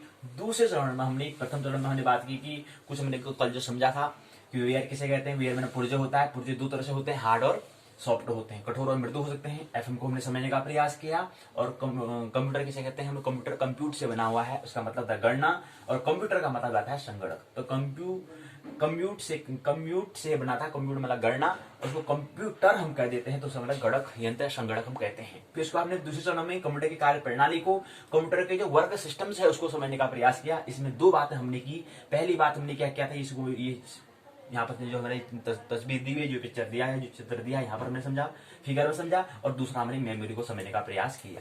और यहीं पर क्या है, पाठशाला का पहला भाग पूर्ण होता है। आइए पाठशाला के द्वितीय भाग की ओर प्रवेश करें। दूसरी कल क्या बात करेंगे समझ लें। कल हम कंप्यूटर की भाषा क्या है, कंप्यूटर से लैंग्वेज क्या है, उसको समझने का प्रयास कल की पाठशाला में करेंगे। कल हमारा मुख्य विषय ये रहेगा, इसको हम समझने का प्रयास कल हम करेंगे। कंप्यूटर की लैंग्वेज भाषा क्या है, इसको कल की पाठशाला में। आइए पाठशाला के द्वितीय भाग। कल हमने बात की थी कि हम क्या करेंगे, तृतीय एक खंड में हम प्रवेश करेंगे। 2 खंड हमारे पूर्ण हो चुके हैं, हम तृतीय खंड में प्रवेश करेंगे। उत्तराखंड मुक्तो विश्वविद्यालय हल्द्वानी की संस्कृत साहित्य स्नातक प्रथम वर्ष के द्वितीय प्रश्न पत्र का नाम है नीति काव्य व्याकरण अनुवाद। नीति काव्य की बात हो चुकी है, व्याकरण की बात हम कर ही रहे हैं, और साथ अनुवाद की भी हम बात करना प्रारंभ कर देंगे। मतलब ये अब जो हमारी इकाई तीसरी आ रही है, ये दोनों की बात होगी, थोड़ा व्याकरण की और थोड़ा अनुवाद की, दोनों की यहाँ पर बात हम करेंगे। इसलिए तीसरा खंड जो इसके अंदर है उसका नाम दिया है अनुवाद नियम लकार विभक्ति कारक वाच्य। और इकाई पहली और 2 इकाई को लेंगे। अब 2 इकाई हमें लेनी है, क्योंकि समय कम है तो 2 इकाई हमें लेनी पड़ेगी। तो आज की बैठक में हम 2 इकाई लेंगे। आज की पाठशाला में 2 इकाई, पहली इकाई और दूसरी इकाई। पहली इकाई दूसरी इकाई का है पहले में हम नियम शब्द रूप धातु रूप, पहले में नियम और शब्द रूप को समझेंगे पहली इकाई में। दूसरी इकाई में लकार विभक्ति अर्थात धातु रूप को समझेंगे। तो पहली इकाई में शब्द रूप को, दूसरी इकाई में धातु रूप को समझेंगे। ये पहली बात प्रस्तावना उद्देश्य इकाई के अंदर दी गई है। तीसरी बात आएगी कारक चिन्ह, पुल्लिंग राम शब्द को समझेंगे। दूसरी बात आएगी लिंग और वचन क्या होता है, इसको हम समझने का प्रयास करेंगे। उसके बाद हम द्वितीय इकाई में फिर तत्क्षण प्रवेश करेंगे। दूसरी इकाई में लकार विभक्ति को समझेंगे। 10 लकार होते हैं, लट लकार, लिट लकार, लुट लकार, लिट लकार, लोट लकार, लंग लकार, लिंग लकार, आसिर लिंग लकार, लुंग लकार और लिंग लकार हम बात करेंगे। तो 10 लकार ये है, पहला, दूसरा, तीसरा, चौथा, पांचवा, छठा, सातवां, आठवां, नौवां और 10वां। ये 10 लकारों पर हम बात करेंगे। विभक्ति वचन 3 होते हैं, एक वचन, द्विवचन और बहुवचन। पुरुष प्रथम मध्यम उत्तम 3 यहाँ पर होते हैं पुरुष। और उसके बाद यहाँ पर लिंग जो है, लिंग 3 होते हैं, मुख्य 2, एक तीसरी भी बात कर देते हैं। जैसे हमने कहा कि लिंग, अब जैसे राधा कहते हैं, राधा तो स्त्री हो गया, और कृष्ण क्या हो गया, पुरुष हो गया। लेकिन उसके मध्य में आत्मा होती है, न स्त्री होती न पुरुष जैसा होता है, वो केवल क्या है गवाह तरह माध्यम से होता है, तो इसको नपुंसक उसको हम कहते हैं। ऐसे हमने कहा कि राधा और कृष्ण, राधा ने कृष्ण को मुरली दी, तो मुरली यहाँ पर जो है क्या है नपुंसक है, ये ऐसे हम बात करेंगे। ये क्या है नपुंसक। तो 3 लिंग होते हैं। वचन मतलब होता है बोलना अर्थात वाणी या बोल हम कह सकते हैं। और 3 गुण हमने बताया कि इसके लिंग में 3 सगुण, दुर्गुण और निर्गुण हम कहते हैं। किसी सगुण कहेंगे या दुर्गुण, किसी के अंदर सगुण भी होता है, किसी के अंदर दुर्गुण होता है, किसी के अंदर निर्गुण होता है। मतलब 3 स्थिति होती है, प्रकृति 3 गुण को दिखाता है। तो सगुण को हम स्त्री कह सकते हैं, दुर्गुण को पुरुष कह सकते हैं, निर्गुण को नपुंसक कह सकते हैं। ये हम समझ सकते हैं। तो ये बात हमें समझनी है। और एक महत्वपूर्ण बात है परीक्षा। 5 दिसंबर 2020 को उत्तराखंड मुक्त विश्वविद्यालय के स्नातक प्रथम वर्ष के प्रथम प्रश्न पत्र, द्वितीय प्रश्न पत्र, नाटक अलंकार छंद पहला प्रश्न पत्र और नीति का व्याकरण अनुवाद की परीक्षा 5 दिसंबर 2020 को आयोजित की जाएगी। इसलिए पहले से हम आपको इन्फॉर्मेशन कर दे रहे हैं। और दूसरी महत्वपूर्ण बात, सूर्योदय आज 6:40 में हुआ था, कल 6:39 में हुआ था, आज 6:40 में हुआ, 1 मिनट बाद। और अस्त जो हो रहा है वो कल के समय में होगा, 17:15 में होगा, ये हमें ख्याल रखना है। और आजकल थोड़ा ये अंतर होता है कि ये 6:40 और 5:15 के बीच में 12 घंटे से कम आएगा तो दिन छोटा होता है, ये हमें पता चलता है, क्योंकि 12 घंटे से कम हो रहा है इसलिए दिन छोटा होता है। और बाकी वहां अगर अस्त से लेकर अगर दूसरे दिन सूर्य उदय जब होगा उसके बीच अंतराल 12 से जब प्लस होगा तो इसलिए कहेंगे रात बड़ी है, ये हमें ख्याल रखना है। आइए प्रवेश करें। बाकी शेष बात, प्रसारण बीजेपी स्वाध्याय यूट्यूब द्वारा, प्रस्तुति भूमंची ज्योतिष पाठशाला, प्रस्तुतकर्ता ज्योतिर्मय, ध्येय है ज्योतिर्गमय। आइए तृतीय खंड में प्रवेश करें। इसका नाम है अनुवाद, सामान्य नियम, लकार, विभक्ति, कारक और वाच्य को हम समझेंगे। यहां पर हम नियम को, कारक, लकार, विभक्ति और वाच्य क्या होता है इसको समझने का प्रयास इस खंड में करेंगे। तीसरे खंड में करेंगे, जिसमें 2 इकाई आज लेंगे और 2 इकाई शेष और जाएंगे, 2 इकाई तीसरी और चौथी को कल में ले लेंगे। तो यहाँ पर सामान्य नियम, शब्द रूप, इकाई रूपरेखा, प्रस्तावना, उद्देश्य, कारक चिन्ह, यहाँ पर पुल्लिंग, राम शब्द, लिंग वचन, सारांश, शब्दावली, अध्याय प्रश्न के उत्तर, संदर्भ ग्रंथ सूची और शायद उपयोगी पाठ्य सामग्री इसमें दी गई है। आइए प्रस्तावना बता रहे हैं कि यहाँ पर महत्वपूर्ण बात हम क्या करेंगे, शब्द रूप को समझेंगे, क्योंकि हमने कहा था कि जो पहली इकाई है उसमें शब्द रूप को समझेंगे, दूसरी इकाई में धातु रूप को हम समझेंगे, हम ये बात हमने की थी। तो जो शब्द रूप है, शब्द रूप में हम राम को लेंगे, हरि को लेंगे, सखी को लेंगे, पितर को लेंगे, राजन को, रमा को अर्थ सहित हम समझने का प्रयास शब्द रूप में करेंगे। ये हमें इस इकाई में समझेंगे। आइए उद्देश्य, यहाँ पर 6 उद्देश्य यहाँ पर दिए गए हैं। करेंगे सखी, पितर, राजन, रमा अर्थ सहित इसको वाक्य में परिवर्तन कैसे करते हैं इसको हम समझने का प्रयास यहाँ पर करेंगे। अगला आता है कारक और चिन्ह। विभक्तियां 7 विभक्तियां होती है। हमने कहा था कि विभक्ति जो होती है 7, विभक्ति मतलब होता है हिस्से, विभाजन हम कहते हैं, विभाजन मतलब भाग करना, उसके हिस्से करना। ऐसी विभक्ति 7 होती है, मतलब 7 भाग होते हैं। 7 कौन से भाग होते हैं? पहला होता है प्रथमा, द्वितीया, तृतीया, चतुर्थी, पंचमी, षष्ठी, सप्तमी। 7 विभक्तियां होती है, हमें ख्याल रहना चाहिए। कारक भी 7 होते हैं। पहला कारक कर्ता, दूसरा कर्म, तीसरा कर्ण, चौथा संप्रदान, 5वां अपादान, छठा संबंध, छठा 7वां अधिकरण होता है। इसके चिन्ह, इसका जो चिन्ह जो होगा उसका निशान क्या होगा, अर्थ क्या होगा, मतलब चिन्ह, इसका चिन्ह होगा ने। जैसे राम ने रावण को मारा, तो राम ने जो है ये क्या है, प्रथमा विभक्ति है और कारक क्या है, करता है। तो राम क्या है, करता है। यहाँ पर राम ने ये क्या है, पहला चिन्ह हमने बता दिया। ऐसे ही क्या होगा, द्वितीया में द्वितीय विभक्ति होगी, कारक तुम्हारा कर्म रहेगा और उसकी पहचान, उसकी जो निशान रहेगी, उसका चिन्ह रहेगा को। अगला से के द्वारा, अगला आएगा के लिए, से अलग, का के की, में, पे और पर।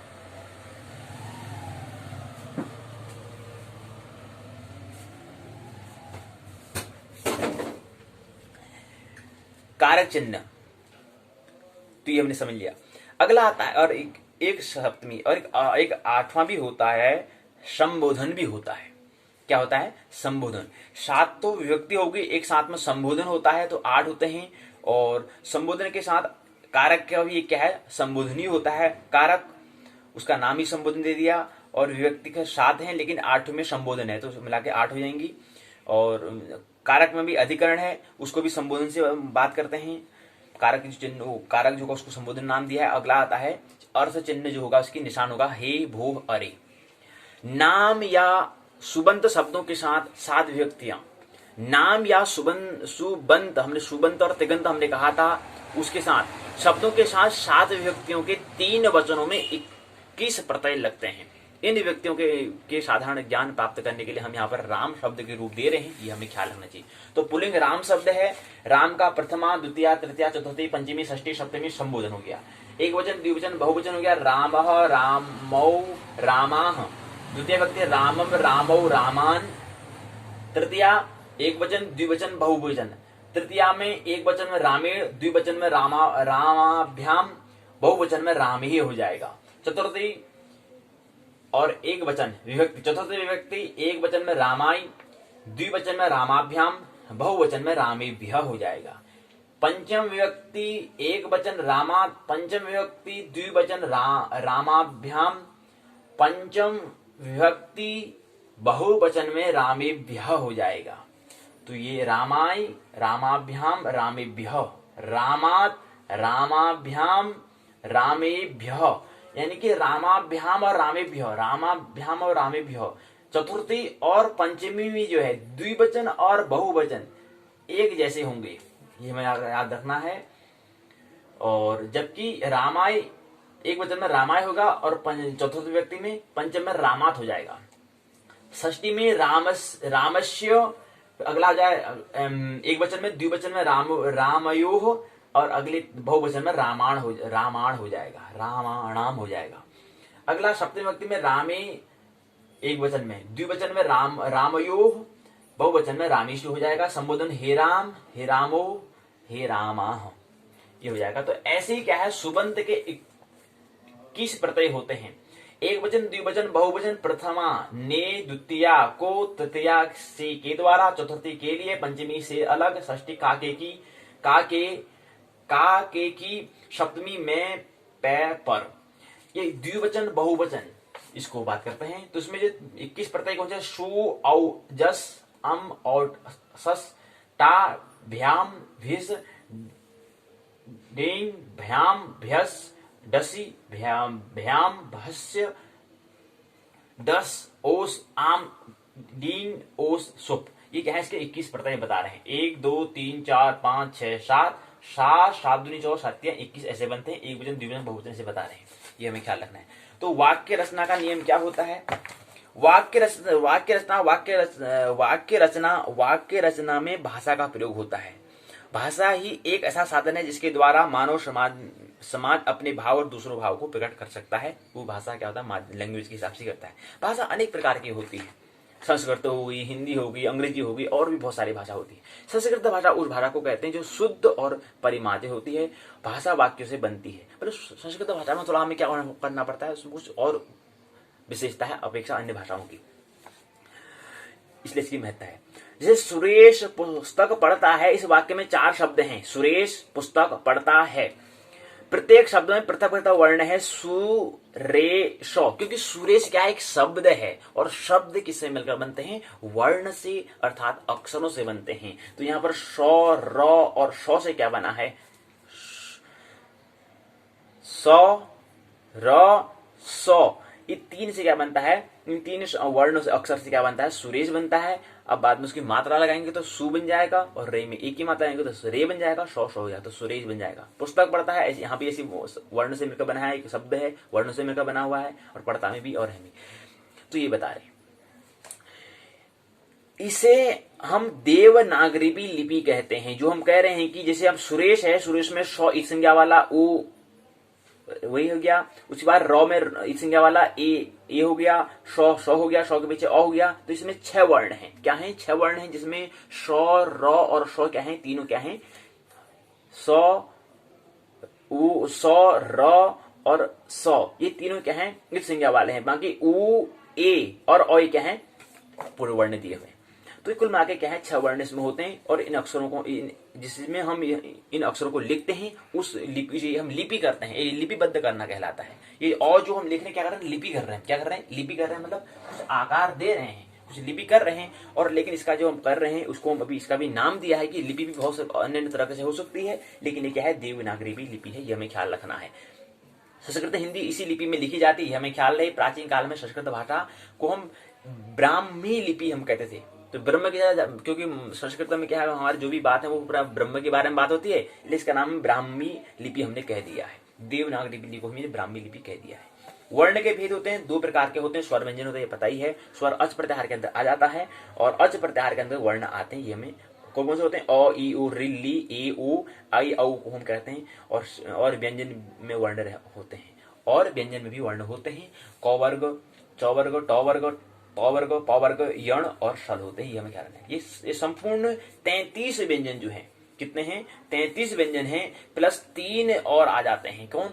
शौ, इक्षौ, त्र, ज्ञ, वो जो है वो 3 आ के 36 बन जाते हैं। कितने हो जाते हैं? 36 वर्ण हो जाते हैं, लेकिन यहाँ पर 33 व्यंजन होते हैं, ये कहना का प्रयास ही करते हैं। हिंदी वर्णमाला में छ, त्र और ज्ञ वर्ण माना गया है, किंतु ये क्या है? सब क्या है? संयुक्त अक्षर होते हैं, क्योंकि ऊपर जो हमने 33 वर्ण बात की है उनमें से मिलकर बनते हैं, ये हमें ख्याल रखना चाहिए। अब 100 किससे बनता है? क और शौ से बनता है, तो 100 बन गया। तो जो है तो और रौ से बनता है, त्र बन गया। और ज्ञ जो है वो क्या है? ज और यो से बन गया, तो इसलिए ज्ञ कहते हैं। तो ये तीनों शब्द आ जाते हैं। इसलिए मुख्य अगर हमको कहीं पूछा जाए कि व्यंजन कितने होते हैं, 33 होते हैं, ये हमें ख्याल रहना चाहिए। बाकी 3 शब्द जो वर्ण हिंदी वर्णमाला में हम लिखते हैं कि वहां पर 3 शब्द और आते हैं, वो क्या है? वो 33 वर्ण से मिलकर बने हुए होते हैं, इसलिए उसकी गणना हम नहीं कहते, तो मुख्य कहते हैं 33 व्यंजन है। और वैसे कहें औपचारिक के लिए वैसे 36 होते हैं। अनुवाद कहता है किसी भाषा के शब्दार्थ को दूसरी भाषा में बदलना, वही अनुवाद कहलाता है। अनुवाद प्रणाली के वर्णन करने से पूर्व हम शुभंत और तिगंत आदि शब्द रहते हैं, उनका विवेचन करना हमारे लिए और कारक का संस्कृत वर्णन करना हमारे पहला परम आवश्यक हो जाता है। तो कारक होता है कर्ता, कर्म आदि, ये क्या है? सब कारक है। कर्ता ने कर्म को कर्ण से। गोपाल गांव जाता है, इस वाक्य में जाने वाला गोपाल है कृष्ण। गोपाल गांव जाता है। कृष्ण ने कंस को मारा, इस वाक्य में मारने वाला कृष्ण है। जाना और मारना ये 2 क्रियाएं हैं।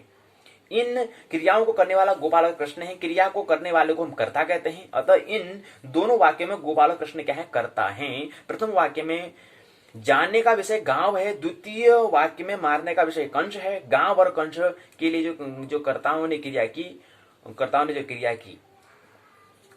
क्या है? क्रिया की है। क्रिया कौन सी है? क्रिया है मारना, कंस को मारना क्या है? क्रिया है, ये हमें समझना है। गांव जाना भी क्या है? क्रिया है।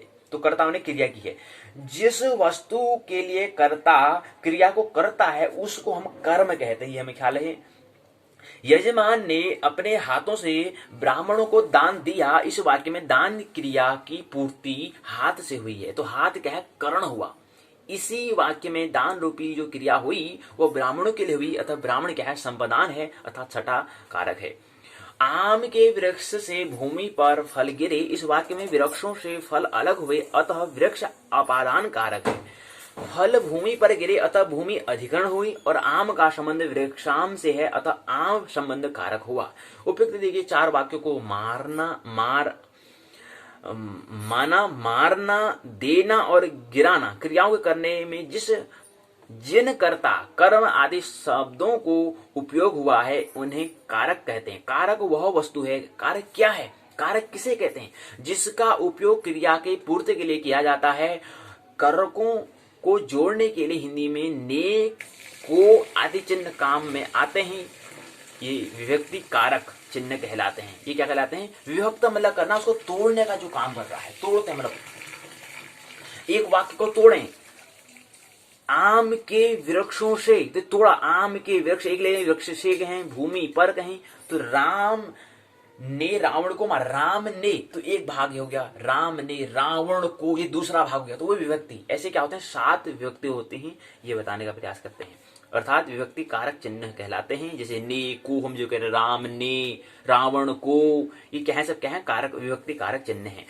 संस्कृत में 7 विभक्तियां एक संबोधन होता है, ये हमें ख्याल रखना चाहिए। तो विभक्ति 7 होंगी, लेकिन एक 8वां में संबोधन आता है, ये ख्याल हमें रहना चाहिए। शब्द का नियम, जो शब्द रूप राम हरि शकी राजन, हमें क्या करना है? शब्द रूप, हम पहले कहा कि पहली इकाई हम शब्द रूप को समझने का प्रयास करेंगे, तो पहला आता है राम हरि शकी राजन रमा के अर्थ से यहाँ पर समझने का प्रयास आगे कर रहे हैं। अगला आता है अव्ययी शब्द। हमने पहले कहा कि अव्यय मतलब जिसका व्यय न हो, ऐसा शब्द की हम बात करेंगे। जैसे राम सदा पुस्तकम पठति, राम हमेशा पुस्तक पढ़ता है। राम सदा पुस्तकानि पठति, राम हमेशा पुस्तकें पढ़ता है। बालकः सदा पुस्तकानि पठन्ति, बालक हमेशा पुस्तक पढ़ते हैं। इन तीनों वाक्य में सभी शब्दों का क्या है? परिवर्तन हुआ है। सभी शब्दों में क्या हुआ है? चेंजेस हुआ है, परिवर्तन हुआ है। किंतु सदा जो शब्द यहाँ पर दिया है, सदा जो शब्द दिया गया है, जिसमें सदा जो शब्द दिया गया है, जिसमें सदा जब दिया है, चाहे राम सदा हो गया, राम सदा हो गया, बालक सदा हो गया। राम सदा पुस्तकम पठति, राम सदा पुस्तकानि पठति, बालक सदा पुस्तकानि पठन्ति, बालक हमेशा पुस्तक पढ़ते हैं। तीनों वाक्य में सभी में क्या है? एक उस वाक्य तो परिवर्तन हुए हैं, लेकिन एक शब्द जो सदा है वो अव्ययी शब्द कहलाएगा। इसमें कोई भी पद में कोई भी परिवर्तन नहीं हुआ है, इस सदा शब्द को ही अव्ययी कहेंगे। इसमें इस शब्द में कोई भी खर्च नहीं हुआ है, वैसे का वैसा ही रहा है, तो इसको हम अव्ययी पद कहते हैं। ऐसे पद जो शब्द है इसको हम क्या कहेंगे? अव्ययी शब्द कहेंगे। संज्ञा किसी नाम, संज्ञा किसे कहते हैं? संज्ञा कहते हैं कि पहले हम क्या कर रहे हैं, हम अनुवाद करने से पहले हमें कुछ बातें समझनी होती हैं। वो समझने के लिए हमें क्या करना है? सुबंध तिगंध आदि शब्द रहते हैं, इनका विवेचन और कारक और सुबंध तिगंध आदि शब्द को समझना, उसका विवेचन करना पहले हमारे लिए महत्वपूर्ण हो जाता है, तब जाके हम अनुवाद ट्रांसलेशन कर पाएंगे। इसलिए पहले हम उस पर बात कर रहे हैं। अगला आता है संज्ञा। संज्ञा एक क्या है? संस्कृत शब्द में है और उसका हिंदी में नाम होता है। तो संज्ञा अगर परिभाषा कहें तो किसी नाम, किसी वस्तु, किसी व्यक्ति के नाम को हम कहते हैं। संज्ञा मतलब नाम। अब नाम किसका हो सकता है? किसी व्यक्ति का हो सकता है, किसी वस्तु का हो सकता है। अब जैसे राम है, राम किसी वस्तु का नाम है क्या, या किसी व्यक्ति का नाम है? तो राम किसी व्यक्ति का नाम है। नदी किसी क्या है? और लता और अशुभ ये क्या है? किसी वस्तु का नाम है। सर्वनाम जो किसी नाम के बदले, संज्ञा के बदले बोला जाता है, उसको सर्वनाम कहते हैं। जैसे त्वम अर्थात त्वम अहम, त्वम मने तू, अहम मने में, सह मने वह आदि, ये सब क्या है? सर्वनाम है। विशेषण क्या कहलाता है? दूसरा आता है विशेषण। पहला हो गया संज्ञा, दूसरा सर्वनाम, तीसरा आता है विशेषण। जो विशेषता को बताएं उसे विश्लेषण कहते हैं। जैसे सुंदर, रक्त, कृष्ण, काला, मतलब किसका क्या रूप है यार, क्या ब्यूटीफुल, क्या चेहरा है जी। सुंदर ये क्या है? कृष्ण। दुष्ट ये क्या है? विशेषण कहला, किसी की विशेषता बता रहे हैं। अगला आता है विकारी शब्दों के उदाहरण। कुलपति, तुभ्यम, सुंदर, पारितोषिकम, अदत्त, कुलपति ने तुम्हारे लिए सुंदर इनाम दिया है। अगला आता है लिंग और वचन। तो हमने यहाँ पर तीन, संज्ञा, सर्वनाम, विशेषण, तीन पर ही बात की है यहाँ पर। अगला आता है लिंग और वचन। सीता ने राम को पुष्प दिया, हमने बात कर ली है। तो यहाँ पर सीता जो है स्त्रीलिंग है, राम पुल्लिंग हो गया, पुष्प यहाँ पर नपुंसक हो गया। हमने यहाँ भी राधा कहा था, राधा स्त्री हो गया, और कृष्ण पुरुष हो गया, आत्मा या मुरली कह सकते हैं। तो मुरली क्या है? यहाँ पर नपुंसक है। ऐसी आत्मा भी क्या है? न स्त्री न पुरुष है, वो क्या है? मध्यम श्रेणी की है, वो तो केवल गवाह है, इसलिए कह सकते हैं। लेकिन हमें क्या है? दृष्टि तो हमें भाई वहीं ले जानी पड़ेगी। स्वाध्याय मतलब क्या था? मूल तक पहुंचना होगा, प्रकृति में उलझना नहीं है। हम यहाँ पर मुरली का भी जिक्र ले सकते हैं, लेकिन नहीं, आत्मा का जिक्र लेंगे, राधा कृष्ण का जिक्र करेंगे। क्यों? क्योंकि मूल तो वही है। मूल प्रकृति में एक माध्यम का काम करेगा, लेकिन हमें जाना होता है मूल में स्थित होने के लिए प्रकृति एक माध्यम का काम करेगी। ये नहीं तो हम काम ये इसके जो इसमें पुस्तक में दिया है इसके माध्यम से कह सकते हैं, सीता ने राम को पुष्प दिया। तो यहाँ पर सीता, राम, पुष्प, इसका भी जिक्र करेंगे, लेकिन उससे पहले जिक्र करना ये अनिवार्य है, क्योंकि जो हमें आत्मा, जो ब्रह्म, जो मूल की हमें बात जिस पर कराए, उसका ही जिक्र करना अनिवार्य है। तो यहाँ पर दिया गया है, ये बता दिया है। अब यहाँ पर क्या आता है? पुल्लिंग तथा एक वचन भी है। इसमें बता रहे हैं कि हमने कहा कि नपुंसक, और हमने कहा कि शब्द जो यहाँ पर कह रहे हैं कि जो पुष्प हम कह रहे हैं, अतः यह शब्द नपुंसक, लिंग और एक वचन भी है। ये कि हम कह रहे हैं कि रामाय पुष्पम अदत्त, सीता रामाय पुष्पम अदत्त का हम कह रहे हैं, तो इसमें क्या है? स्त्री क्या है? वह स्त्री का जो हो गया, स्त्रीलिंग का हो गया, एक वचन भी है, ये हमें ख्याल रखना है। और दूसरा पुरुष शब्द में नो तो पुरुष जाति का निश्चय का, तो ये बोध जो होता है वो नपुंसक कहलाता है। और लिंग और ये भी क्या है? लिंग और एक वचन, ये भी क्या है? एक वचन है। और क्या है? नपुंसक लिंग है और एक वचन है, ये भी एक वचन है, ये भी एक वचन है। और राम शब्द होता है, ये भी क्या है? एक वचन और पुल्लिंग है। स्त्रीलिंग, पुल्लिंग और नपुंसक, और तीनों क्या है? एक एक वचन में है। ये में अदात जो शब्द है वह क्रिया और एक वचन है, वह क्रिया है। अदात मतलब क्या होता है? दिया, दिया मतलब अदत्त जो होता है क्या है? क्रिया है, और साथ साथ क्या है? एक वचन में ये भी दिया गया है। शब्द संस्कृत में एक ही शब्द के वाचक शब्द भिन्न भिन्न लिंगों के लिए, जैसे तटह, तटी, तटम, तीनों का अंतर किनारा होता है, लेकिन शब्द अलग हो गया। तटह, तटी, तटम हो गया, अर्थ एक ही है, लेकिन अलग अलग बात होती है। ये बात हम समझेंगे। संस्कृत भाषा में तीन पुरुष होते हैं, ये हमें ख्याल नहीं। प्रथम पुरुष, मध्यम पुरुष, उत्तम पुरुष, तीन पुरुष होते हैं। प्रथम पुरुष का प्रयोग वह जो वे लोग जहां ऐसा वाक्य हो वहां पर हमें किया जाता है। वे लोग पढ़ते हैं, ते पठंती। मध्यम पुरुष का प्रयोग हम कहां पर करेंगे? प्रथम पुरुष का तो हम यहाँ पर प्रयोग करेंगे, ये बता दिया है। द्वितीय मध्यम पुरुष का प्रयोग कहां पर करेंगे? तुम दोनों, तुम लोग जहां पर होता है वहां पर हम मध्यम पुरुष का जैसे त्वम पठसी, तुम पढ़ते हो। अगला आता है तीसरा, हम क्योंकि पुरुष 3 होते हैं, प्रथम पुरुष हो चुका है, मध्यम पुरुष का बचता है उत्तम पुरुष। उत्तम पुरुष वहां पर जहां हम दोनों, हम लोग, जैसे अहम पुस्तकम पठामी, मैं पुस्तक पढ़ता हूं, इन पुरुषों का प्रयोग आगे वाक्य प्रकरण में किया जाता है। संस्कृत में 3 वचन होते हैं, यह हमें ख्याल रखना चाहिए। एक वचन हो गया, द्विवचन हो गया और बहुवचन हो गया। भिन्न भिन्न कार्यों को बताने के प्रतिवादों को प्रतिपादिक में जो प्रत्यय जोड़े जाते हैं उसको हम सुप्त कहते हैं। इसी प्रकार भिन्न भिन्न काल की क्रियाओं का अर्थ बताने के लिए धातुओं में जो प्रत्यय जोड़े जाते हैं उसको तिगंग कहते हैं और सुप्त और तिगंत को ही विभक्ति हम कहते हैं। याद रखना चाहिए, सुप्त और तिगंत को ही हम विभक्ति कहते हैं। तो विभक्ति क्या है? सुप और तिग, सुबंत और तिगंत, सुप्त और तिगंत को ही विभक्ति हम कहते हैं। विभक्ति मतलब तोड़ने वाला। सुबंत और तिगंत शब्दों को ही हम पद कहते हैं। सुबंत और तिगंत शब्दों को हम पद कहेंगे और लेकिन सुप्त और तिग को हम विभक्ति कहेंगे। जो हमने कहा था कितनी 28 होती है, 21, 18, 38 होती है हमने कहा था, तो ये हमें ख्याल रहना चाहिए। 39 होती है। 39 क्या होते हैं? सुप्त और तिगंत क्या होते हैं? पद, विभक्ति जो होती है। विभक्तियों के मूल स्वरूप ने बता दिया। विभक्ति प्रथमा, द्वितीय, तृतीया, चतुर्थी, पंचमी, षष्ठी, सप्तमी हो गया। अर्थ ने, को, से, के द्वारा, के लिए, किससे अलग, का, के, की, में, पे, पर। ये 7 विभक्तियां 21 प्रत्ययों को क्रम से जोड़कर रूप में बनता है। ऐसे एक वचन, द्विवचन, बहुवचन है, ये मैंने बता दिया, उसी को बताने का प्रयास हम कर रहे हैं। राम शब्द का वाक्य परिवर्तन, अब हमें क्या करना है? परिवर्तन करना है, तो इसलिए क्या करना पड़ेगा? राम शब्द का वाक्य में परिवर्तन। पहले अकारांत क्या होता है? पुल्लिंग राम शब्द क्या है? अकारांत पुल्लिंग राम शब्द है। प्रथमा विभक्ति, द्वितीय, तृतीय, चतुर्थी, पंचमी, षष्ठी, सप्तमी और 8वां में जो है संबोधन विभक्ति है। एक वचन, द्विवचन, बहुवचन। रामः, रामौ, रामौ, रामौ, रामः, रामौ, रामौ, रामम, रामौ, रामान, रामेण, रामाभ्याम, रामीः, रामाय, रामाभ्याम, रामेभ्यः, रामात्, रामाभ्याम, रामेभ्यः, रामस्य, रामयो, रामाणाम, रामे, रामयो, रामेषु, हे राम, हे रामौ, हे रामा। मतलब क्या करें इसका? राम, 2 राम, राम ने। पहला विभक्ति में एक वचन, द्विवचन, बहुवचन। द्वितीय विभक्ति में राम को, 2 राम को, रामों को। तीसरा विभक्ति में एक वचन, द्विवचन, बहुवचन में राम से, 2 राम से, रामों से। चतुर्थ व्यक्ति 1, 2, 3, पहला वचन, द्विवचन, बहुवचन में राम के लिए, 2 राम के लिए, रामों के लिए। पंचमी व्यक्ति में राम से, 2 राम से, रामों से। प्रथमा द्विवचन, एक वचन, द्विवचन और बहुवचन।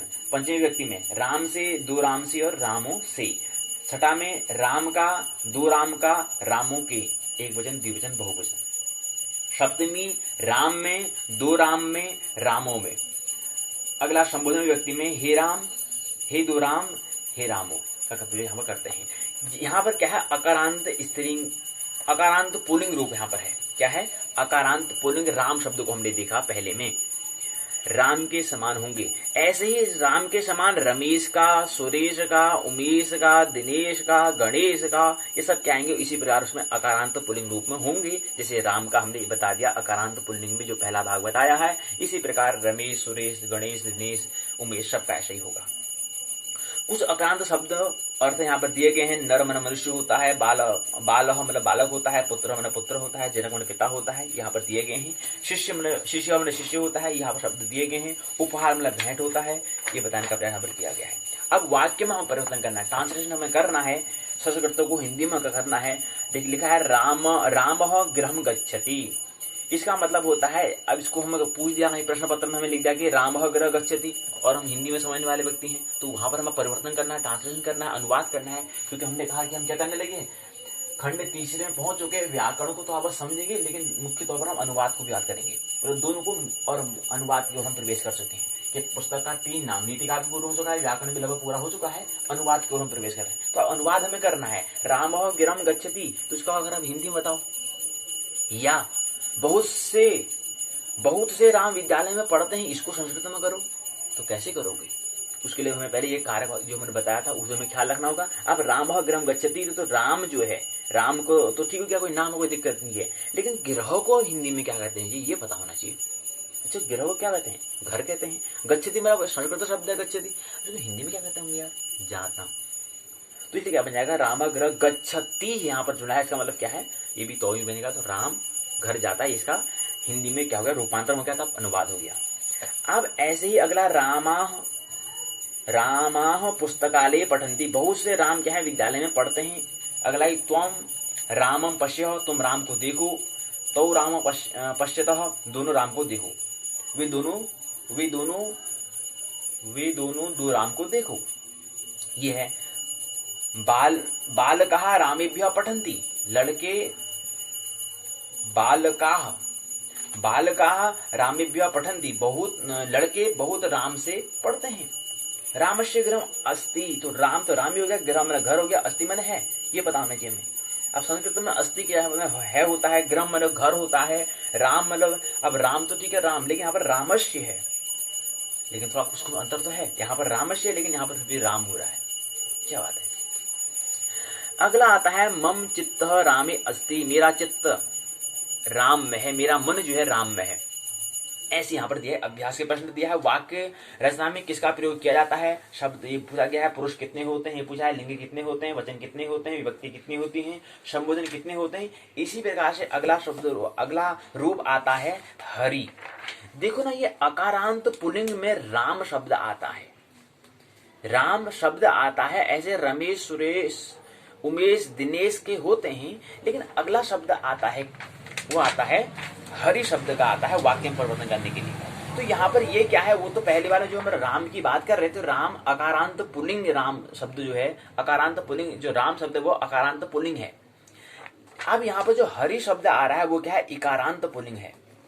विष्णु और हरि का मतलब होता है विष्णु या बंदर भी हम कहते हैं। तो यहाँ पर इकारांत पुल्लिंग को हम समझ रहे हैं। इकारांत पुल्लिंग में विभक्ति के रूप होते हैं, वही बताने का प्रयास किया है।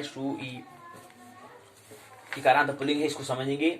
हरि शब्द का 31 प्रत्यय होते हैं, बाकी सब वही क्रम होता है। अब पूछा है कि हरे में कौन सी विभक्ति होती है, ये पूछा गया है। तो हरे यहाँ पर क्या है? पहली, द्वितीय, तृतीय, चतुर्थी विभक्ति होती है। कौन सी होती है? चतुर्थी विभक्ति होती है। पहली विभक्ति हरि, दूसरी हरिम, तीसरा हरिणा, चौथा हरे, पांचवा हरे, छठा हरे, सातवां हरऊ, और आठवां जो संबोधन है जो है उसमें कहता है ये हरि होता है। इसी प्रकार हमें समझना है। अब ये क्या है? इकारांत में है। क्या है? इकारांत पुल्लिंग है, ये हमें समझना है। कौन सा? हरि शब्द जो है उसका क्या करना है? हमें अनुवाद हमें करना है, जो यहाँ पर दिया गया है। अब यहाँ पर जैसे वन लिखा है, अब वन को कह रहे हैं तो वन को मतलब जंगल होता है हिंदी में, लेकिन वैसे संस्कृत में वन होता है। अब स्नान है, स्नानी होता है। पश्य जो मतलब देखना होता है, अब हिंदी में पता होना चाहिए कि संस्कृत में तो पश्य तो होता है, पश्य मतलब देखना होता है, लेकिन जो संस्कृत में है, अभी हिंदी में क्या होता है, इसका मतलब देखना होता है, ये हमें पता होना चाहिए। अब रोचते शब्द लिखा है संस्कृत में, और इसका हिंदी में मतलब क्या होता है? अच्छा। अब रोचक को हिंदी में क्या कहेंगे, ये हमें पता होना चाहिए, बस बाकी कोई दिक्कत नहीं, आराम से हो जाता है। ऐसे यहाँ पर हरि शब्द से द्वितीय एक वचन रूपम अस्ति, हरि शब्द से चतुर्थी एक वचन रूपम अस्ति, हरि शब्द से पंचमी एक वचन रूपम अस्ति, हरि शब्द से षष्ठी बहुवचन रूपम अस्ति, हरि शब्द से सप्तमी एक वचन रूपम अस्ति। संस्कृत भाषा का आप दिया है कि हरि ने सज्जनों की रक्षा की, लो भाई हिंदी में दे दिया, आप करो उसको संस्कृत में।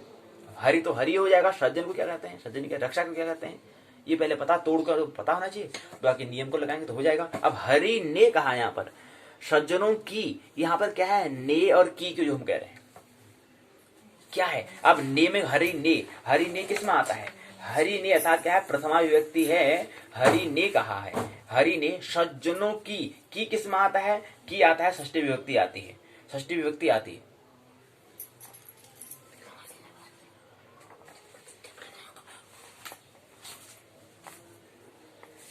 तो हरि ने कहा है तो क्या है? प्रथमा व्यक्ति है, क्योंकि हरि के पीछे ने आया तो ने क्या है? प्रथमा व्यक्ति है। और यहाँ पर सज्जनों की, तो सज्जनों की जो है वह षष्ठी व्यक्ति है। तो की जो शब्द आया है यहाँ पर क्या है? षष्ठी व्यक्ति है, ये हमें ख्याल रखना पड़ेगा। तो ने और की आता है। राम ने, रावण को, अब रावण को कह रहे हैं तो को कौन सी व्यक्ति है? को किसमें आता है? को दूसरी व्यक्ति है। राम ने पहली व्यक्ति आ गई, रावण को ये दूसरी व्यक्ति मतलब दूसरा भाग है, शब्द का दूसरा भाग। विभक्ति मतलब क्या आता है? भाग। तो राम ने पहला भाग, राम ने रावण को वो दूसरा भाग है। ये ख्याल में रखना है। अब हो सकता है कि राम ने रावण को नहीं हुआ कोई शब्द में सीधे राम ने पहली व्यक्ति को सीधे पांचवें व्यक्ति, जैसे यहाँ पर आ रही है हरि ने सज्जनों की, तो यहाँ पर आना था, क्रम में आना था, सिक्वेंस में आना था। कोई शब्द बड़ा हो सकता है, उसमें सातों व्यक्ति हो सकती हैं, लेकिन इसमें दो ही व्यक्ति हैं और वो भी क्रम में नहीं है। पहले तो हरि ने, पहला तो क्रम ठीक आ गया, पहली व्यक्ति ठीक आ चुकी है, लेकिन दूसरे में क्या हुआ, उसके बाद दूसरी भी नहीं आई, तीसरी भी नहीं आई, चौथी भी नहीं आई, पांचवी भी नहीं आई, सीधी छठी व्यक्ति आ गई, मतलब छठा हिस्सा आ गया, बीच में और को छोड़ दिया। तो शब्द हरि ने सज्जनों की रक्षा की, तो सज्जनों की आ गई, तो छठी व्यक्ति आ चुकी है। हरि को हम लोगों ने देखा, अब हरि, आप देखो यहाँ पर आ गया हरि को हमने आ, अब यहाँ पर हरि को जो है मतलब पहली व्यक्ति नहीं है, हरि को कहां पर आता है, को ने द्वितीय विभक्ति पहली आ चुकी। यहाँ पर हरि ने कहा था, अब हरि को आ रहा है, तो ये शब्द को समझो। तो हरि, पहले तो हम अनुवाद करने से पहले तो ये शब्द को कारक हमें समझने पड़ेंगे, तब जाके उसका अनुवाद कर पाएंगे। और कुछ बातें समझनी होंगी, जैसे रक्षा को क्या कहते हैं हिंदी में, ये पता होना चाहिए। उससे पहले ये कारक तो समझ में आए क्या हो रहा है, विभक्ति तो समझ में आई। तो यहाँ पर हरि को कहा है, पहले शब्द में हरि ने सज्जनों की रक्षा की तो बात ठीक होगी, दूसरे में कह रहे हैं हरि को हम लोगों ने देखा। हरि को देखा मतलब, हरि को देखा मतलब हरि को जो है कर्ता ने कर्म को, अब कर्म को हो रहा है यहाँ पर, तो हरि को क्या है, कर्म है, तो को अर्थात द्वितीय विभक्ति यहाँ पर दी गई है। और हरि ने जो कहा वो पहली व्यक्ति है, हरि ने अर्थात कर्म, हरि यहाँ पर क्या है, कर्ता है, और हरि को कर्म है यहाँ पर, ये हमें समझना है। तो कर्ता ने कर्म को करण से, ये हमें बात ख्याल रखनी होगी, तब जाके इसको अनुवाद करने में कोई दिक्कत परेशानी होगी। इसी प्रकार शकी का आएगा, मतलब शकी मतलब होता है मित्र होता है, शकी कहते हैं, शका कहते हैं, शका मतलब हिंदी में तो मित्र होता है, संस्कृत में इसको शका कहते हैं, हिंदी में इसको मित्र कहते हैं। इकारांत पुल्लिंग ये भी चलेगा। इसी प्रकार पित्र का रिकारांत पुल्लिंग यहाँ पर हो जाएगा, ये ख्याल में रखना है। यहाँ पर क्या जाएगा, रिकारांत हो जाएगा, क्योंकि यहाँ पर पितरी जो शब्द यहाँ पर आ रहा है, ये बात समझो ना, इकारांत क्या होता है। इकारांत हमारे जिसके नीचे री लगाए हो, रिकारांत का है, तो यहाँ पर पित्र री लिखा है, यहाँ पर पितरी री यहाँ पर लिखा है, रिकारांत पुल्लिंग हो गया। ऐसे मित्र में यहाँ पर इकारांत, क्योंकि मित्र सखी, खी में ई की मात्रा, छोटी ई की मात्रा, इसलिए इकारांत हो गया। इकारांत क्या है, ये तो है। और ऐसे यहाँ पे इससे पहले हमें भी दिया था, क्या दिया था, इससे पहले हमें दिया था राम शब्द दिया था, ये अकारांत है। क्यों, क्योंकि राम मौ के पीछे क्या है, अ है, तो इसलिए अकारांत पुल्लिंग हो गया, ये तो समझना होता है। तो ये अकारांत हो गया, तो राम पीछे अ, जो यहाँ पर इस संज्ञा से पहले अ दिया है तो अ आया, तो इसलिए अकारांत पुल्लिंग हो गया। और इसी क्रम में जो हम अभी कह रहे हैं हरि, हरि में क्योंकि हरि में छोटी ई है, तो इसलिए इसका नाम इकारांत हो जाएगा, इकारांत पुल्लिंग कहलाएगा। क्योंकि हरि के शब्द क्या है, हरि मतलब पुरुष का नाम होता है, विष्णु का नाम या बंदर का नाम होता है, तो पुरुष क्या है, वो पुल्लिंग है, हरि कहा हमने। अब अगले में शब्द में आता है, हमने कहा अगले में यहाँ पर शकी आ जाता है। शकी क्या है, नपुंसक, शका की बात हम कर रहे हैं। शका मित्र भी हो सकती, शका स्त्री भी हो सकती है और पुरुष भी हो सकता है। इसलिए शका क्या है, यहाँ पर पुल्लिंग शब्द यहाँ पर शका दिया है इनने। अब शकी यहाँ पर लिखा है, तो सभी कह रहे हैं यहाँ पर मित्र दिया है, लेकिन मित्रा स्त्री या पुरुष कोई भी हो सकता है, मित्र तो कोई भी हो सकता है, लेकिन कहते हैं कि पुल्लिंग है भाई। शकी मित्र जो है यहाँ पर इकारांत है, लेकिन पुल्लिंग है कह रहा है। अब कैसे पुल्लिंग, ये समझना है। अगला से पितृ में कहते तो ये रिकारांत हो चुका है, क्योंकि क्या मतलब होता है अकारांत, अकारांत मतलब जिसका रांत मतलब जिसका जो अंत जो हो रहा है, अंत क्या हो रहा है, अंत शब्द अ से हो रहा है, अंत शब्द ई से हो रहा है, अंत शब्द री से हो रहा है, उसको ही उसका नाम को बोल देंगे। तो अंत शब्द अगर अ से होगा तो अकारांत बोल देंगे, अंत शब्द ई से हो तो इकारांत बोल देंगे, अंत शब्द अगर री से हो रहा है तो रिकारांत बोल देंगे। ये हमें ख्याल रखना है। बाकी सेम उसी तरह नियम यहाँ पर प्रथमा विभक्ति होती है, एक वचन द्विवचन बहुवचन होते हैं, साध विभक्ति आठवां संबोधन होता है, ये हमें ख्याल रखना है। इसी के बाद फिर हम अनुवाद करना है। अब यहाँ पर अगला शब्द आता है राजन, यहाँ पर शब्द दिया है, इसको वाक्य में परिवर्तन करना है। तो यहाँ पर राजा है, तो ये अजंत पुल्लिंग यहाँ पर दिया गया है। ये क्या है, अजंत, राजन, राजन यहाँ पर दिया है। राजन जो में जो नौ है वो क्या है, इत संज्ञा वाला है, नौ जो है इत संज्ञा वाला है, इसको अजंत पुल्लिंग हम कहते हैं। यहाँ पर थोड़ा बात हमें समझनी, क्योंकि यहाँ पर अजंत इसलिए बोल रहे हैं क्योंकि राजन में जो शब्द है वो इत संज्ञा वाला है, इसलिए अजंत उसको हम कह रहे हैं। ये क्रम समझना है। इसी अध्याय प्रश्न दिए संस्कृत में, तुम्हारा पिता कहाँ है, ये हमें समझना पड़ेगा, ये बातें दी गई है, तो ये बात हमें समझनी है। और इसी बात फिर अगला हमने कहा कि राजा का बात समझ लिया। इसी प्रकार से अब हमें रमा, रमा वाला होता है लक्ष्मी, ये क्या है, रमा है। अब देखो यहाँ पर अभी हमने राम कहा था, क्या कहा था, राम, और राम में ही अगर हम क्या कर देते हैं, राम में अ को हटा देते हैं, आ को हटा देते हैं, और पीछे उस आ को हम मौ के पीछे लगा देते हैं, बन जाता है रमा। और राम में जो रॉ में जो आ था, उस रा को हटा करके मौ के पीछे लगा देते हैं, रमा बन जाता है, और वही राम आगे रमा बन जाता है। वही राम और रमा में अंतर हो जाता है। राम क्या है, एक पुरुष और रमा एक क्या है, स्त्री है। तो इसलिए क्या कहलाएगा, क्योंकि है तो ये अकारांत ही, ये क्या कहलाएगा, आकारांत कहलाएगा। अब थोड़ा सा यहाँ पर अंतर समझ लें, क्योंकि रमा है, क्योंकि जो राम जो था वो अकारांत क्या था, पुल्लिंग था, लेकिन वो आप इसके पीछे मौ के पीछे आ चुका है, तो इसलिए अकारांत नहीं कहेंगे, आकारांत कहेंगे, और स्त्रीलिंग कहेंगे, पुल्लिंग भी नहीं कहेंगे, क्योंकि रमा क्या है, स्त्री को दिखा रहा है। यही क्रम हमें समझना है। फिर वाक्य में वही कुछ बातें दी है, जैसे कह रहे हैं कि आप बताओ कि जिज्ञासा, जैसे आपने लिखा है, जिज्ञासा शब्द जो शब्द है वो अथाता वो भक्ति जिज्ञासा, जिज्ञासा शब्द संस्कृत शब्द है, हिंदी में क्या कहेंगे इसको, हिंदी में क्या कहते हैं, हिंदी में होता है इच्छा, चाह। और अब जैसे चेष्टा लिखा है, चेष्टा मतलब होता है, ये संस्कृत शब्द है, हिंदी में क्या कहेंगे, हरकत करना, छाया छाई कहते हैं। चिंता, चिंता संस्कृत शब्द है, हिंदी में क्या कहेंगे, फिक्र करना। ग्रीवा कहते हैं संस्कृत शब्द में, उसको हिंदी में मतलब गर्दन होता है। अब घृणा कह रहे हैं, घृणा क्या है, संस्कृत शब्द है, लेकिन हिंदी में क्या कहते हैं, अरुचि, उसके हम रुचि नहीं दिखा रहे हैं, ये है। तो यही चीज हमें समझना होती है। अब अवस्था कहते हैं, अवस्था मतलब संस्कृत शब्द है, गृहस्थ अवस्था कहते हैं, तो अवस्था मतलब कहते हैं स्थिति, अवस्था मतलब तो संस्कृत शब्द है, हिंदी में इसको हालत कहते हैं। ये हमें पता रहना चाहिए। ऐसे हमें अब क्या है, आत्मजा लिखा है, आत्मजा मतलब आत्मजा होता है, संस्कृत शब्द है, हिंदी में क्या होता है, पुत्री होता है। कृपा मतलब होता है, संस्कृत शब्द है, इसका हिंदी में मतलब दया होता है। ये हमें काष्ठा मतलब हो गया, काष्ठा संस्कृत शब्द है, जबकि हिंदी में इसका मतलब दिशा होता है। ये हमें समझना होता है, ये परिवर्तन करना है। तो यहीं पर क्या है, इकाई, पहली इकाई पूर्ण होती है, ये हमने समझने का प्रयास। यहाँ पर शब्द रूप हमने देखा, हमने कहा पहली इकाई में शब्द रूप को देखेंगे, उसके बाद लिंग और वचन के विशेष रूप में हमने यहाँ पर समझने का प्रयास किया। स्त्री जाति का बोध कैसे होता है, उसके विशेष रूप में कैसे वर्णन किया जाता है। जैसे सीता पुष्प चुनती है, इस वाक्य में सीता जो है शब्द जो स्त्रीलिंग कहलाएगा और एक वचन है। पुष्प शब्द क्या है, न तो पुरुष है न ही स्त्री है, इसलिए क्या कहेंगे, ये क्या है, नपुंसक लिंगम कहेंगे, एक वचन कहेंगे। संस्कृत में एक ही शब्द के वाचक भिन्न भिन्न लिंगों के, तटह, तटी, तटम होता है, तीनों का मतलब क्या होता है, किनारा होता है, ये ख्याल रखना है। तो यहीं पर क्या है, सारांश हो गया। अभ्यास प्रश्न को जो दिए थे उसको उत्तर यहाँ पर दिए हुए हैं। संदर्भ ग्रंथ सूची होगी, ऊपर की पाठ्यसामग्री, निबंधात्मक प्रश्न पूछा है। रमा शब्द के रूपों को दर्शाते हुए वाक्य में प्रयोग करो। राजा शब्द का रूप लिखते हुए उदाहरण से वाक्य में प्रयोग करो, बताओ। यहीं पर इकाई क्या है, पहली इकाई पूर्ण होती है, खंड तीसरे के अंदर। द्वितीय इकाई है, आइए द्वितीय इकाई में धातु रूप को समझेंगे। यहाँ पर दिए 10 लकार, हमको यहाँ पर समझने हैं, ये बात हमें समझनी पड़ेगी। प्रस्तावना उद्देश्य लकार व्यक्ति लट लकार। यहां पर होता क्या है, ये है इकाई की रूपरेखा। प्रस्तावना उद्देश्य लकार विभक्ति लट लकार विभक्ति है, बाकी 10 लकार यहां पर दिए हैं। लट, लिट, लुट, लिट, लोट, लंग, लिंग, आश्रित लिंग लकार, लुंग और लिंग, ये लकार यहाँ पर दिए गए हैं। प्रश्न पूछा है, गुरु शब्द के रूप की सभी व्यक्तियों व एक वचनों में लिखिए। ऐसा प्रश्न छोटा पूछा जा सकता है। दूसरा शब्द छोटा प्रश्न पूछा है कि गम धातु के रूप लिखिए। ऐसे प्रश्न पूछे जाते हैं, छोटे प्रश्न पूछे जाते हैं, बड़े भी पूछे जा सकते हैं। प्रश्न तो प्रश्न ही है, छोटा हो बड़ा हो। तो यहाँ पर हम समझने का प्रयास करेंगे कि लकार विभक्ति धातु। लकार का मतलब होता है काल, लकार मतलब होता है काल, और विभक्ति मैंने बताया कि हिस्से की हम बात कर रहे होते हैं, ये हमने बात कर ली है।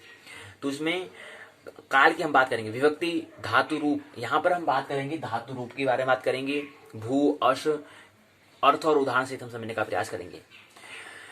धातु क्या होते हैं, धातु मतलब जैसे हम कहते हैं ना कि वेद जो है विद धातु से मिलकर बना हुआ है, वेद शब्द जो है वो विद धातु से बना है। तो इसी धातु को यहाँ पर धातु के रूप क्या होते हैं, जैसे विद कह रहे हैं, वेद कह रहे हैं, वेद विद धातु से बना है, तो विद धातु क्या है, ऐसी अन्य धातु को समझने का प्रयास, उनका रूप क्या होता है वो यहाँ पर देखने का प्रयास करेंगे।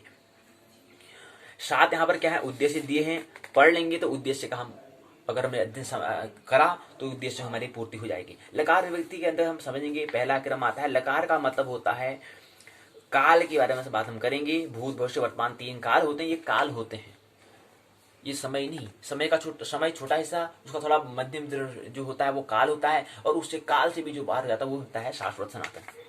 तो हमें काल पर ही सीमित नहीं होना है, भूत भविष्य वर्तमान भी हमें सीमित नहीं होना है, हमें शाश्वत में रहना है, इसका भी स्मरण रहना चाहिए। महत्वपूर्ण शाश्वत की बात है सनातन की। तो पहला में जो हम लट लकार कह रहे हैं, वर्तमाने लट, वर्तमाने क्रिया वृत्तेर धातोर धातुर लट स्यात्, मतलब क्या है, वर्तमान काल की क्रिया के वाचक धातु से लट लकार होता है। वर्तमान काल किसे कहते हैं? जिस प्रथम क्षण में आरंभ होगा कोई कार्य, जिस अंतिम क्षण तक समाप्त होता है, इस काल को वर्तमान कहते हैं। राम गांव जाता है, इसका उदाहरण है। भू धातु वर्तमान काल का रूप बताया है। भू धातु, अब देखो यहाँ पर भू धातु दी हुई है। भू एक धातु है, भू का, अब भू धातु है, इसको भू धातु को बताएंगे। पुरुष में क्या होता है? प्रथम पुरुष, मध्यम पुरुष, उत्तम पुरुष, एक वचन, द्विवचन, बहुवचन। जब भू धातु है, भू मतलब होता है होना, और भू मतलब होता है भूना, और भू मन पृथ्वी भी होता है, ख्याल रहे। लेकिन यहाँ पे भू मन धातु होने से कह रहे हैं। तो यहाँ पुरुष में 3 पुरुष, प्रथम, मध्यम, उत्तम, और एक वचन, द्विवचन, बहुवचन में। तो भू है जो उसका एक वचन में भवती, द्वि में भवतः, बहुवचन में भवंती हो जाएगा। प्रथम पुरुष के एक वचन, द्विवचन, बहुवचन में। मध्यम पुरुष के एक वचन, द्विवचन, बहुवचन में भवशी, भवतः, भवतः, भवत। उत्तम पुरुष के एक वचन, द्विवचन, बहुवचन में जो भू धातु है उसका भवामी, भवावह, भवाम हो जाएगा। इसी प्रकार से अर्ष धातु का माना होता है होना, इसी क्रम से उसको रहेंगे। इसी प्रकार से अन्य को समझने का प्रयास करेंगे। प्रथम पुरुष, मध्यम पुरुष, उत्तम पुरुष क्या होता है, एक बार इसको देख लें। स पुस्तकम पठति, ये क्या है? प्रथम पुरुष है। मध्यम पुरुष में होता है, मध्यम पुरुष में तो भवसी, ये क्या है? मध्यम पुरुष है।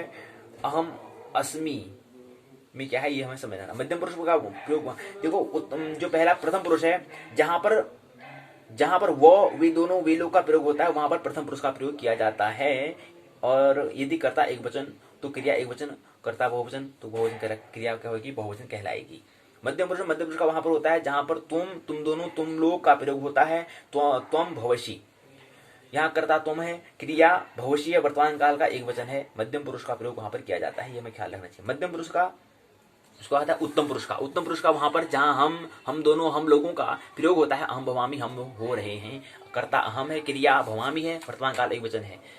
उत्तम पुरुष का प्रयोग वहां पर किया जाता है। स्वभवती आगे सब क्रम यहाँ पर दिया गया है, वो यहाँ पर दिया है। समय भाव हम विस्तार से बात नहीं करेंगे। आगे प्रश्न, अभ्यास प्रश्न दिए गए हैं, उसके यहाँ पर अनुवाद करना। हम लोग विद्यालय में होते हैं, वे दोनों कहाँ होते हैं, इसको दिया है। अगला रहता है लिट लकार। अब लिट लकार का प्रयोग कहां पर करते हैं, इसको हम लिट लकार का सूत्र के माध्यम से समझेंगे। परोक्षे लिट भूतांग नद्यतन परोक्षार्थ वृत्तेर धातोर लिट स्यात्। अंध्यतन परोक्ष भूत अर्थ में स्थित धातु से लिट लकार होता है, यह हमें समझना चाहिए। अहम भवम, अहम अद्य भवम, अद्यतम जो है यहाँ पर वो आज का हो, उसे अद्यतम कहते हैं। प्रातः भोजन किया, भूतकाल में होने का कारण बता रहे हैं। ऐसे वाक्य उदाहरण दिए हैं। फिर भू धातु का दिया है। लिट में बभूव, बभूवतु, बभूह, ये प्रथम, मध्यम, उत्तम, एक वचन, द्विवचन, बहुवचन से दिया हुआ है। ऐसी अर्ध धातु में, ऐसी अगला धातु में बताना है, ये लिट लकार में। ऐसे लिट का होगा, ऐसे ही पहला हो चुका है लट, लिट, फिर ऐसे ही लुट का होगा, ऐसे ही लिट का होगा, ऐसे ही लूट का होगा, ऐसे ही लंग होगा, लिंग होगा, आश्रित लिंग का लकार, ऐसे लुंग और लिंग। ऐसे क्या होंगे? शेष 10 लकारों में ऐसे प्रकार होगा। हमें ख्याल रखना है, कुछ नियम होंगे वो ध्यान रखने, ध्यान देना होता है। लेकिन विस्तार से बात हम नहीं करेंगे, तो पाठ को यहीं पर हम समाप्त करने की प्रयास करें। ऐसे ही क्रम यहाँ पर दिया है, इसको एक बार खाली देख लेते हैं। ये हो गया, इसमें तीसरा हो गया, तीसरे के बाद फिर चौथा दे रखा है, चौथे का वो भी दे रखा है। अभ्यास प्रश्न के उत्तर दिए हुए हैं इसमें। फिर पांचवा दिया है, छठा दिया है, ऐसी फिर सातवां दे रखा है। ये पूरी बात बता रखी है यहाँ पर। आठवां हो गया, आश्रलिंग लकार हो गया, नौवां हो गया, और उसके बाद फिर अंतिम है 10वां हो गया। फिर ये हमें संस्कृत में दिए रखा है, इसको हिंदी में जैसा लिखा है, पश्चिमे चेद अस्यास्यत न वाहनम परिया भविष्यत। इसका मतलब संस्कृत में दे रखा है, इसको अब हिंदी में करो तो हिंदी में होता है यदि पश्चिम मार्ग से जाएगा तो वाहन नील उल्टेगा, ये इसका मतलब होता है हिंदी में। तो संस्कृत में इसको रूपांतरण करना है, तो इसको भी यहाँ पर विराम देते हैं और सारांश बातों को समझ लेते हैं। लकार 10 प्रकार के होते हैं, मैंने बात जान लिया है। 5वां जो लकार लेट लकार होता है, इसका प्रयोग वेद में होता है। और इसमें हमने धातु रूप के बारे में हमने महत्वपूर्ण समझा, धातु की रूप को हमने समझा। जैसे हमने कहा था कि वेद जो है विद धातु से मिलकर बना होता है। तो ऐसे अन्य धातु 2-3 धातु पर हमने बात की थी इस पाठ में, मुख्य बात हमने समझा। बस यहीं पर क्या है, अभ्यास प्रश्न के उत्तर दिए हुए हैं। और अनुवाद का जो कह रहा है उसका उत्तरांत दिया गया है। संदर्भ ग्रंथ सूची है। उपयोगी पाठ्य सामग्री। निबंधात्मक प्रश्न 2 प्रश्न है। लिंगे निमित्ते लिंग क्रिया तिपत्तौ इस सूत्र की उदाहरण से व्याख्या कीजिए। आश्रित लिंग लकार का वर्णन कीजिए। यहीं पर क्या अध्याय पूर्ण होता है। कल के अध्याय में कारक एवं वाच्य को लेंगे। पहली इकाई ये रहेगी। दूसरी इकाई जो रहेगी, दूसरी इकाई रहेगी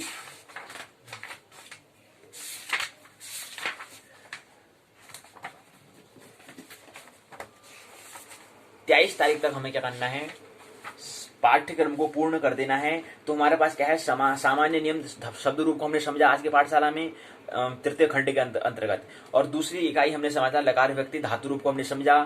2 इकाई और शेष रह जाती हैं इस तृतीय खंड के अंतर्गत। पहले कल की पाठशाला में कारक और वाच्य को समझेंगे पहली इकाई में। दूसरी इकाई में लघु गद्यांश का अनुवाद, पंचतंत्र के गद्यांश संस्कृत से हिंदी और हिंदी से संस्कृत कैसे अनुवाद होता है इसको समझने का प्रयास हम करेंगे। ये रहेगी तीसरी और चौथी इकाई। कल की 2 पाठशाला में 2 इकाई को समझेंगे। यहीं पर फिर तृतीय खंड पूर्ण हो जाएगा।